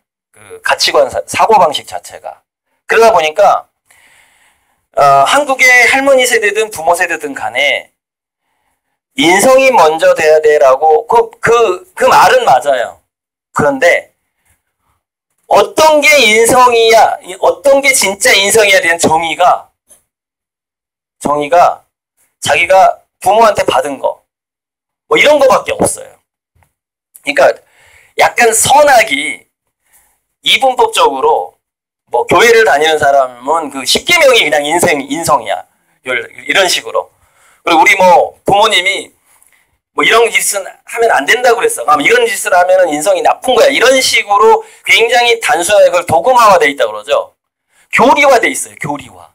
인성이라는 개념 자체가. 그래서 그게 교리화되어 있다 보니까 인성이 돼야지 너가 사회에 나가서 인정을 받아 하는 순간 그 아이는 창의성이 소멸되기 시작합니다. 왜?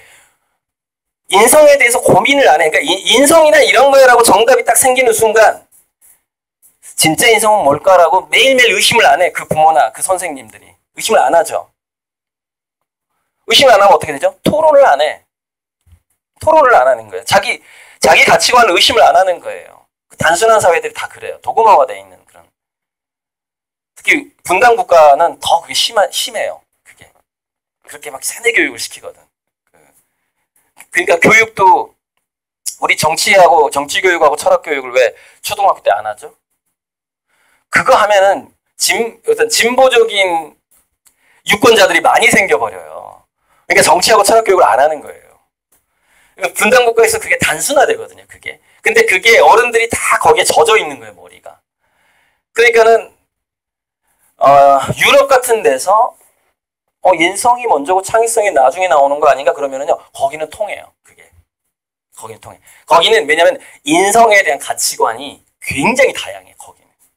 거기는 대안학교는 네덜란드인가 덴마크인가는 그 나치 히틀러한테 굉장히 많은 사람들이 학살을 당한 국가인데도 불구하고 나치즘을 나는 교육하겠다라고 나치즘을 교육하는 대안학교를 차리겠다라고 교육부 장관한테 찾아가면 그걸 허가해 준답니다. 교육 다양성을 그만큼 허가해 주는 거예요. 그래서 그 칼럼을 썼던 사람이 그게 이런 거하고 똑같아. 한국에서 김일성을 찬양하고 김일성을 숭상하는 대안학교를 내가 차리겠습니다. 그러고서 교육부 장관한테 찾아가는 거랑 똑같대요. 근데 덴마크는 그걸 허용해줘요. 왜? 교육이라는 것은 다양성을 침해하면 안 된다는 원칙을 지켜야 된다는 거예요. 근데 그걸 또 왜 허용해주느냐? 그 학교에 보낼 학부모가 별로 없어. 그 나라는. 그런 이렇게 이상한 사람이 별로 없어. 근데 그렇게 그 부모들이 그 인성이라는 것, 어떤 정답에 대해서 늘 철학적으로 의심을 하는 그런 풍토가 돼 생각하고 대화하는 풍토가 돼 있는 곳이기 때문에 그냥 허용해 주는 거예요. 근데 우리나라는 이제 그렇게 되면은 막 난리가 나죠. 간첩 양성소냐 뭐 이렇게 되는 거죠. 그러다 보니까 교육 다양성이 약해진단 말이에요. 그리고 우리 사고방식도 많이 이렇게 다양하지 않단 말이에요. 그러다 보니까 인성을 깔고 창의성을 세운다는 게 불가능한 나라입니다. 불가능해요. 그래서 인성을 먼저 하다 보면 창의성이 죽을 수밖에 없는 지금 그런 문화권인데 우리가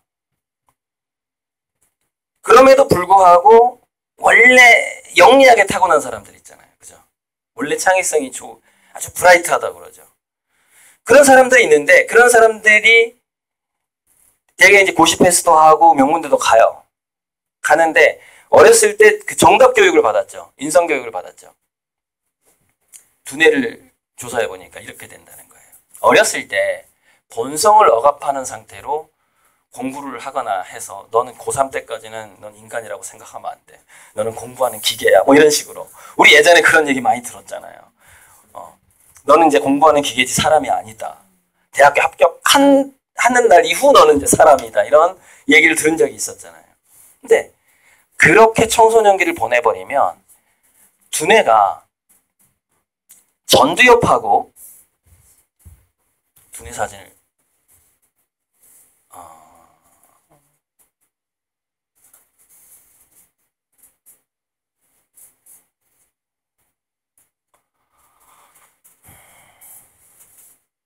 이거 펼쳐놓고 하죠. 뭐.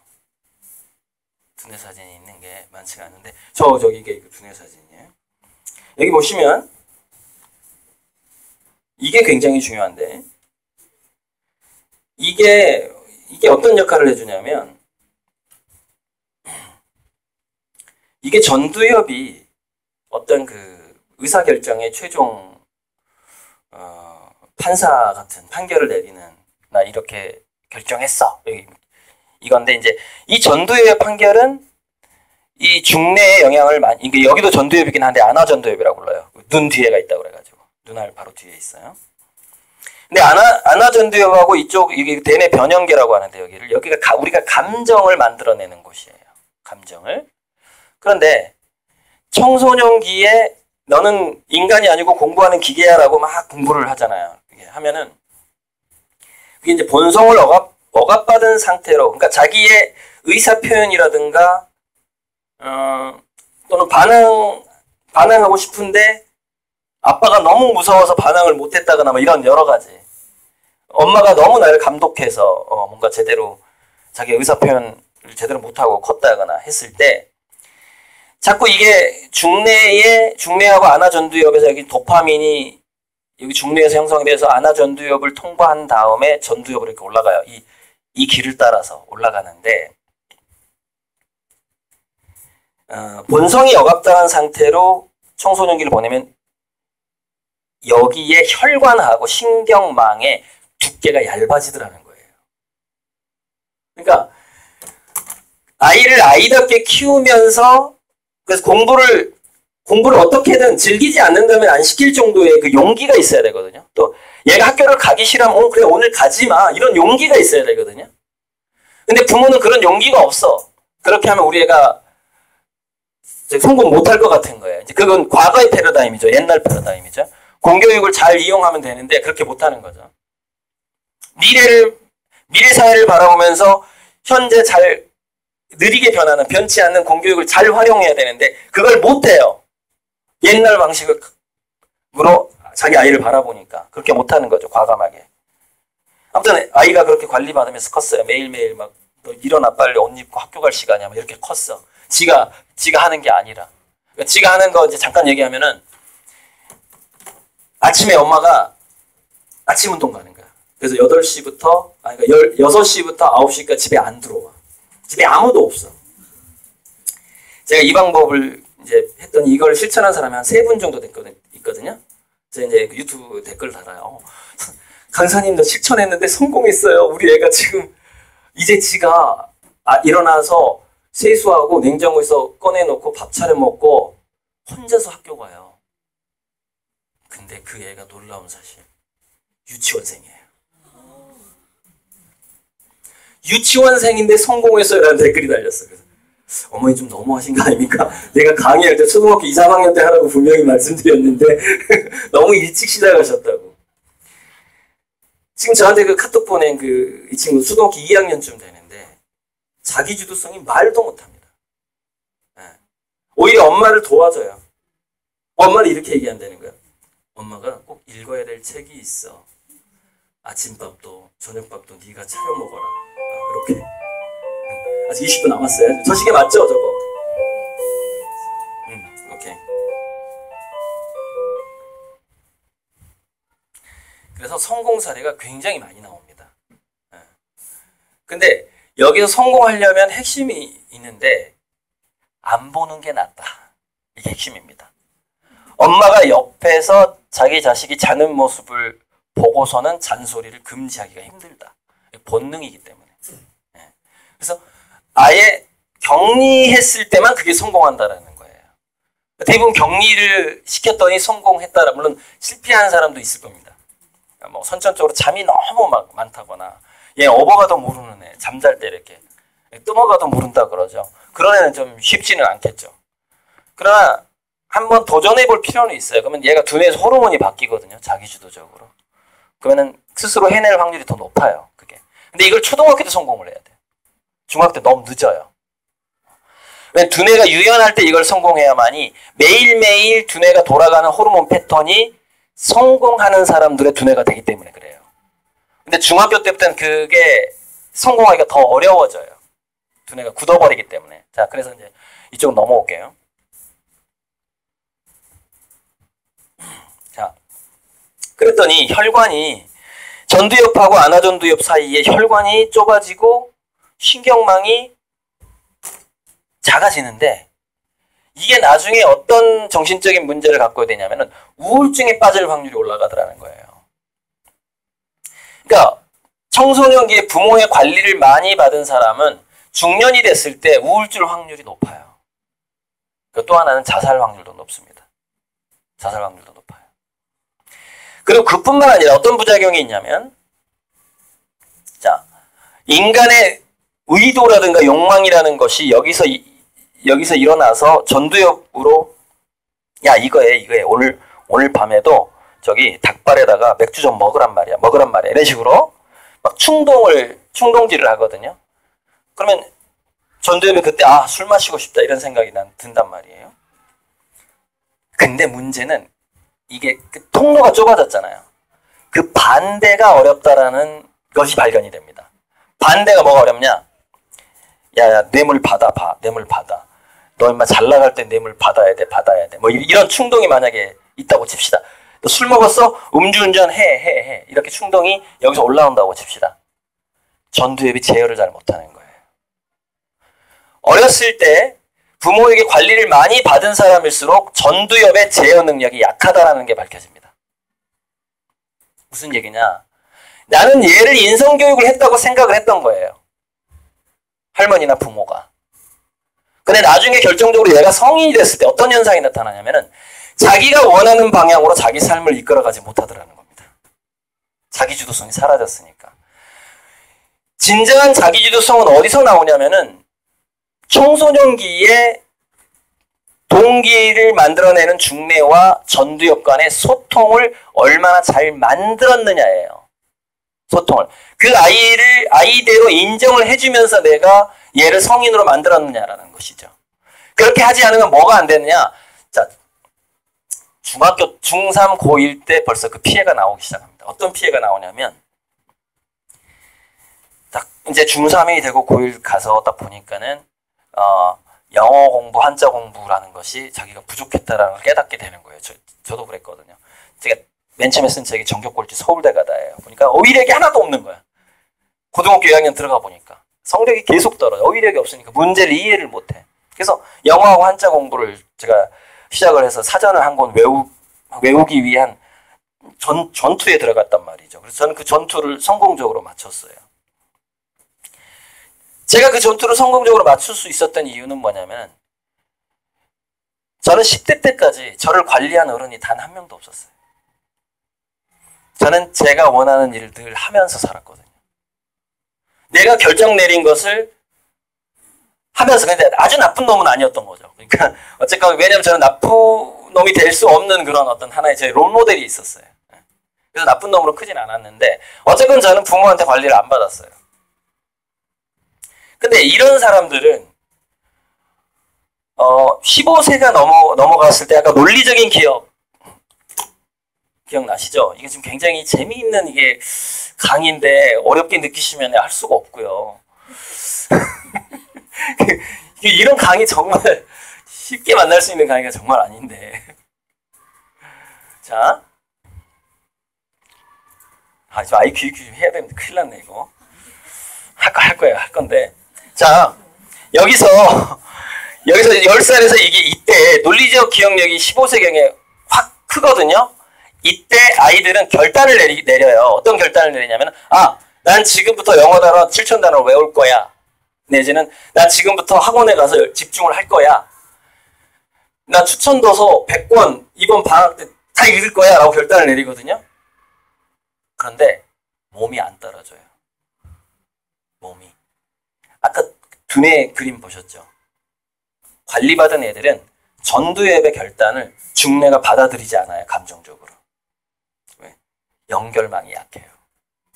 그럼 어떤 결과가 나타나느냐? 그래, 단어 외울 거라고 딱 펼쳤는데 잠이 와. 펼쳤는데 잠이 와. 그래, 책 볼 거야 펼쳤는데 잠이 와. 왜 그러죠? 중뇌가 안 따라주는 거예요. 각성 물질이 나와줘야 되거든요. 나 단어 외울 거야 했을 때 각성 물질이 중뇌에서 쫙 나와줘야 되거든요. 근데 명령 체계가 망가져 있잖아요, 이미. 초등학교, 중학교 때 명령 체계가 망가졌죠. 그래서 이게 고봉진 씨인가 그 학습 상담해주는 사람들이 공통적으로 얘기한 게 있는데, 유치원 때 관리를 많이 받은 애일수록 10대 때 일탈이 더 심하더라. 또 하나, 초등학교 때 부모가 자기 엄마가 직접 교육을 시킨 애일수록 고등학교 때 성적이 떨어지더라. 그게 뇌과학입니다. 두뇌가 그럴 수밖에 없다라는 거예요. 희망이 없어요, 희망이. 관리받아버리면. 초등학교 때까지. 내가 얘를 인성을 잘 키운 줄 알았는데 커서 일탈 행위를 더해. 근데 고등학교 때 일탈 행위를 안 하면 언제 하죠? 40, 50대에서 일탈 행위를 합니다. 50대에서 한 다음에 정티인이 된 다음에 일탈 행위를 하는 거예요. 왜? 욕망의 충동을 전두엽이 제어를 못해요. 그래서 미투 운동 때 망가진 사람들이 생기는 거예요. 네. 젊었을 때 열심히 공부를 했겠지. 명문대 나왔잖아요, 그 사람도. 하지만 제어를 못하는 거죠. 자, IQ, EQ 얘기하고 이제 한 10몇 분 남았으니까 중요한 메시지는 전달했고요.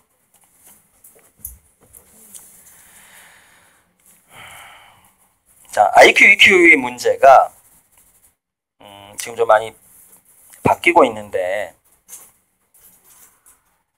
글쎄 여기 맞나? 자, 인공지능 시대에 IQ는 확실하게 인공지능한테 다 넘어갑니다. 그러니까 IQ가 높은 인간의 기능, 어떤 기여, 이 사회가 어떤 기여할 수 있는 게 그냥 제로가 된다고 보시면 돼요. 그러니까 IQ의 차이가 어느 정도 되냐면은 이세돌이 156이라면 인공지능의 IQ는 1만이래, 1만. 근데 그 차이가 뭐 몇백 배가 아니라 향후에 몇 조배가 된다는 거예요. 몇 조배. 그 두뇌 성능의 차이가. 그러니까 IQ는 정말, 이건 정말 IQ의 종말이 다가오고 있다. 물론 굳이 나누자면 그래요. IQ, EQ가 정확하게 나눠지진 않아요. 근데 강의를 하다 보면은 이제 말을 하다 보면 나누자면 그렇다는 거고. 자, 그래서 지금은 AQ가 굉장히 중요해지는데, AQ가 뭐냐면은 그게 아트 코어션트라는 거예요. 예술 지수가 상당히 중요해진다라는 거죠. 또 하나가 역경 지수인데 인내심 지수예요. 이게 까먹었는데 애드버시티, 아트, 그다음에 아마추어 뭔가를 사랑하는 능력이에요. 그러니까 난 이 취미가 너무 재밌어, 이 능력. AQ, 그다음에 그렇게 뭐 AQ가 이제 아마추어, 아트, 애드버시티, 어치브먼트, 끝까지 성취해내는 그 지수, 이렇게 알려져 있죠. 그러니까 아무튼 넘어가고요. 그다음에 SQ는 소셜 코어션트인데 사회 그 소통 능력 같은 건데, 근데 아까 제가 장사가 봉사가 된다 그랬죠. 그래서 소셜 코어션트보다 더 중요해지는 게 소울 코어션트래요. 이 사람은 영혼이 있는 장사를 하는가, 영혼이 있는 멘트를 날리는가, 영혼이 있다라는 거 뭐죠? 온몸이 하나화돼 있다는 거예요, 그게. 네. 아직 10분 남았습니다. 아직 10분 남았어. 그래서 SQ에서도 그러니까 사회성이라는 게 이게 연관이 되어 있습니다. 아까 제가 가짜 훈제족발 얘기를 했잖아요. 영혼성 없는 장사꾼은요, 사회적으로 실패하게 돼 있어요, 앞으로는. 왜? 진짜만 통하니까, 앞으로는. 그죠? 근데 그게 좀 쉽지가 않습니다. 무슨 얘기냐면 아까 제가 애를 데리고 봉사활동을 가라는 게 뭐냐면은 그게 영혼성을 길러주는 거거든요. 애들을. 엄마는 돈도 안 되는데 왜 저렇게 고생을 하는데 근데 어떻게 저렇게 밝게 웃을 수 있을까? 이런 의문들이 풀려가는 게 그게 영혼성을 길러주는 거예요. 그게 SQ를 길러주는 거예요. 그런 것들이. 그 뒤에는 도대체 뭘까? 신이 그렇게 하라고 해서 그런 것일까? 그죠? 약간 종교적인 의문까지 들면서 그렇게 연관이 되어 있는 거예요. 이제 자 BQ, GQ도 있고 그런데 GQ에서 굉장히 중요한 게 그릿이라고 해가지고 그릿 요즘에 유명 그릿 끈기 그 다음에 generosity 포용 용서의 능력 뭐 이런 것들이 이 인공지능 시대 더 중요해진다 뭐 이런 부분들이고 자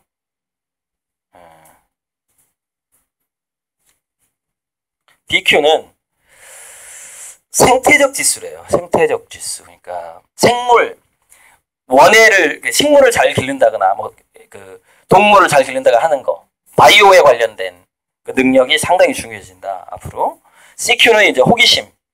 CQ는 curiosity 호기심이고 그 다음에 communication 소통. NQ가 있는데 NQ는 뭐 서로 이렇게 관계를 맺는 능력이라고 하죠. 네트워크 관계를 능력이라고 하고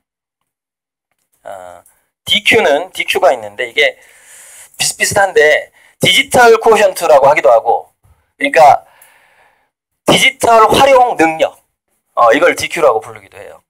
그리고 디벨롭먼트 자기를 개발할 수 있는 것을 DQ라고 하기도 하고 자 EQ는 이모션이잖아요. 감정 능력 같은 거잖아요. 감성. 근데 EQ가 이모셔널이네. 이모셔널 코션트인데 EQ가 이모셔널까지도 지금 인공지능이 따라잡았어요. 즉 인간의 표정을 인간보다 더 잘 이해해요. 인공지능이. 그래서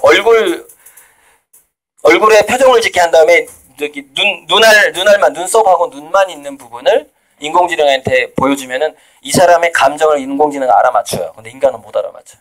인간은 얼굴 전체를 봐야 돼. 우리는 그렇게 학습되지 않았어요.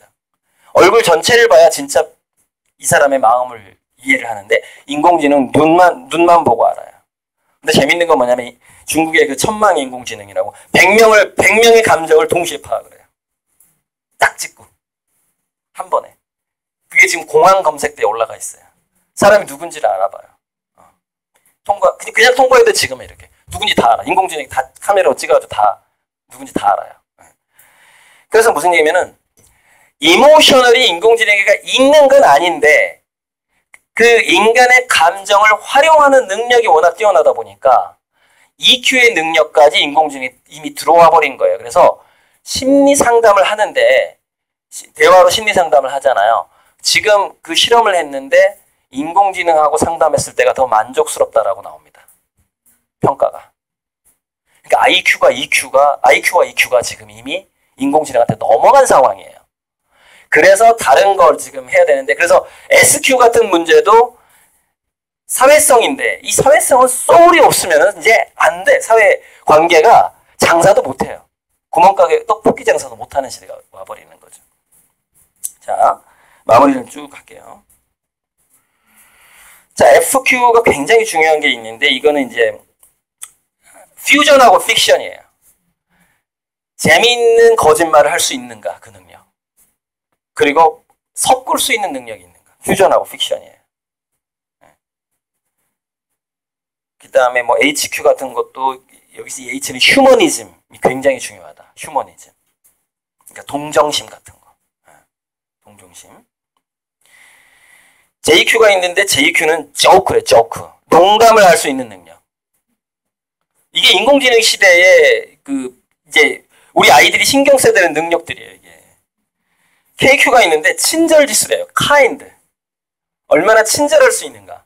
그래서 봉사활동 다니라고 했던 게 다 이런 것들을 기르기 위한 것이고 그 다음에 LQ가 있는데 굉장히 중요한 게 오래 산다는 거예요. 죽지 않는다라는 거죠. 잘. 의료가 발달하다 보니까. 근데 문제는 건강 수명을 가지고 오래 살아야 되거든요. 그러니까 건강하게 장수하는 거에 대한 생활 습관하고 식습관을 10대 전후에 잘 갖춰놔야 된다는 거예요. 여기에 대한 것도 정말 중요한 게 있는데, 그 암 치료할 때 전통 한식의 입맛을 들인 사람은 치료율이 더 높은데 햄버거 먹고 큰 애들은 치료가 잘 안 돼요. 왜냐면 웰빙 음식을 싫어해. 병원에서 나오는 것들이 그 발효식품 이런 것들에 대한 입맛이 어렸을 때 길들여지지 않으면 나중에 성인이 돼서 아팠을 때 그 음식을 싫어하기 때문에 그 음식을 먹고 견뎌야 되거든요. 견디는 동안 심리가 나빠져서 회복이 안 된다는 거예요. 그게 바로 장수지수라는 겁니다. 식습관이 굉장히 중요하다. 장수. MQ 모럴 도덕지수 뭐 이런 거고, OQ는 오라클, 약간 영감 같은 거고요. 그다음에 PQ는 퍼블릭인데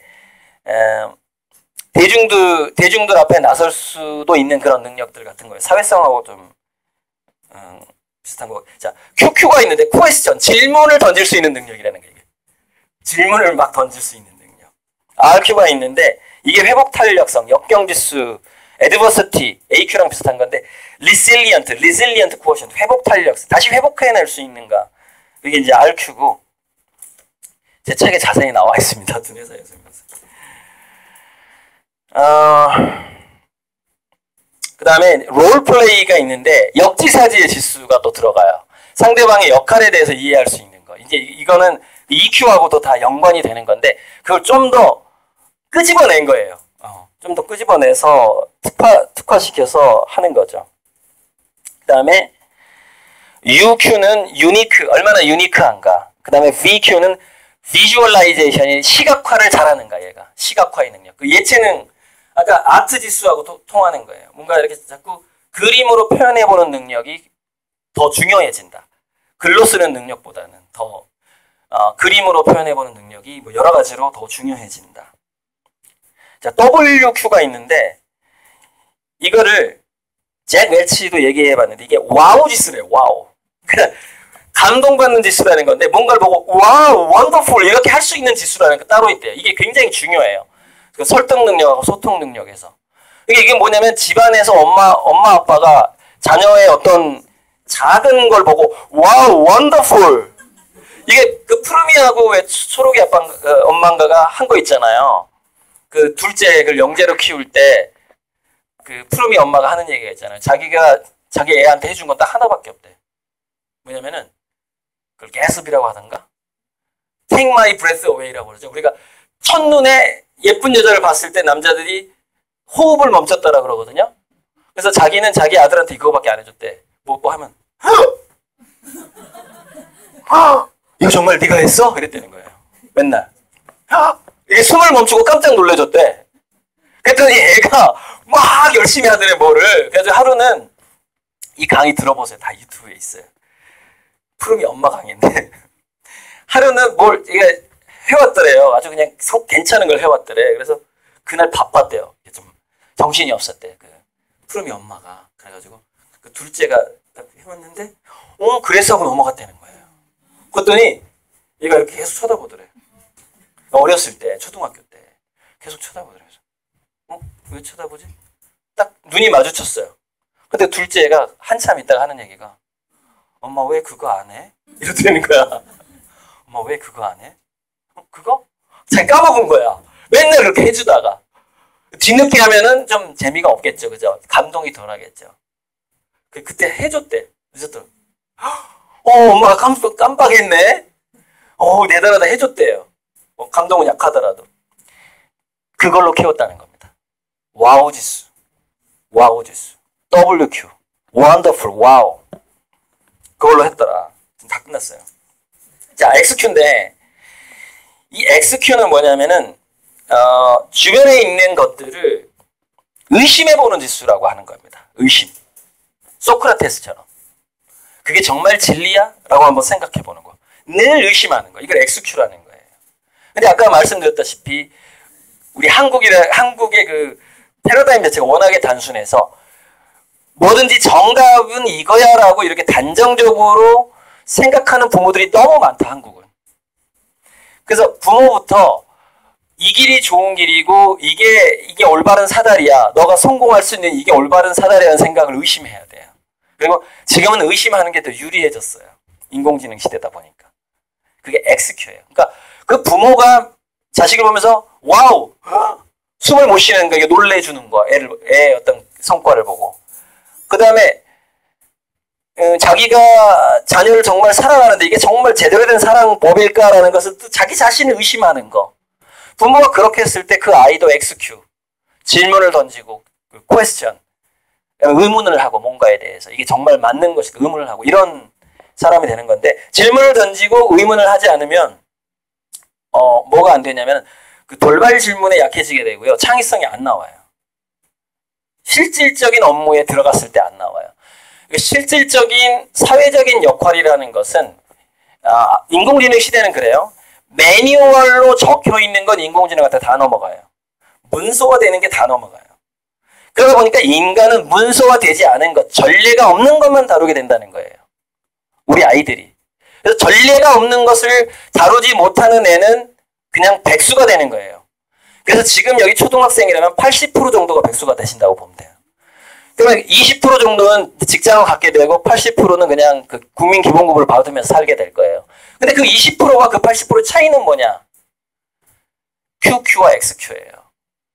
의심할 수 있는 능력하고 질문할 수 있는 능력이에요. 그 두 가지가 없으면은 아예 인공지능한테 일이 다 넘어가 버리기 때문에 이미 매뉴얼로 있는 거, 문제집으로 나와 있는 건 인공지능 다 넘어간단 말이에요. 지금 수학 문제집을 풀어주는 앱이 3,000원에 나왔어요. 수학 문제집 사진만 찍으면은 풀이하고 정답이 바로 나와버려요. 2초 내에 똑딱. 그걸 미국에 있는 그 인공지능 본부에서 바로 쏴줘 버려요. 휴대폰으로.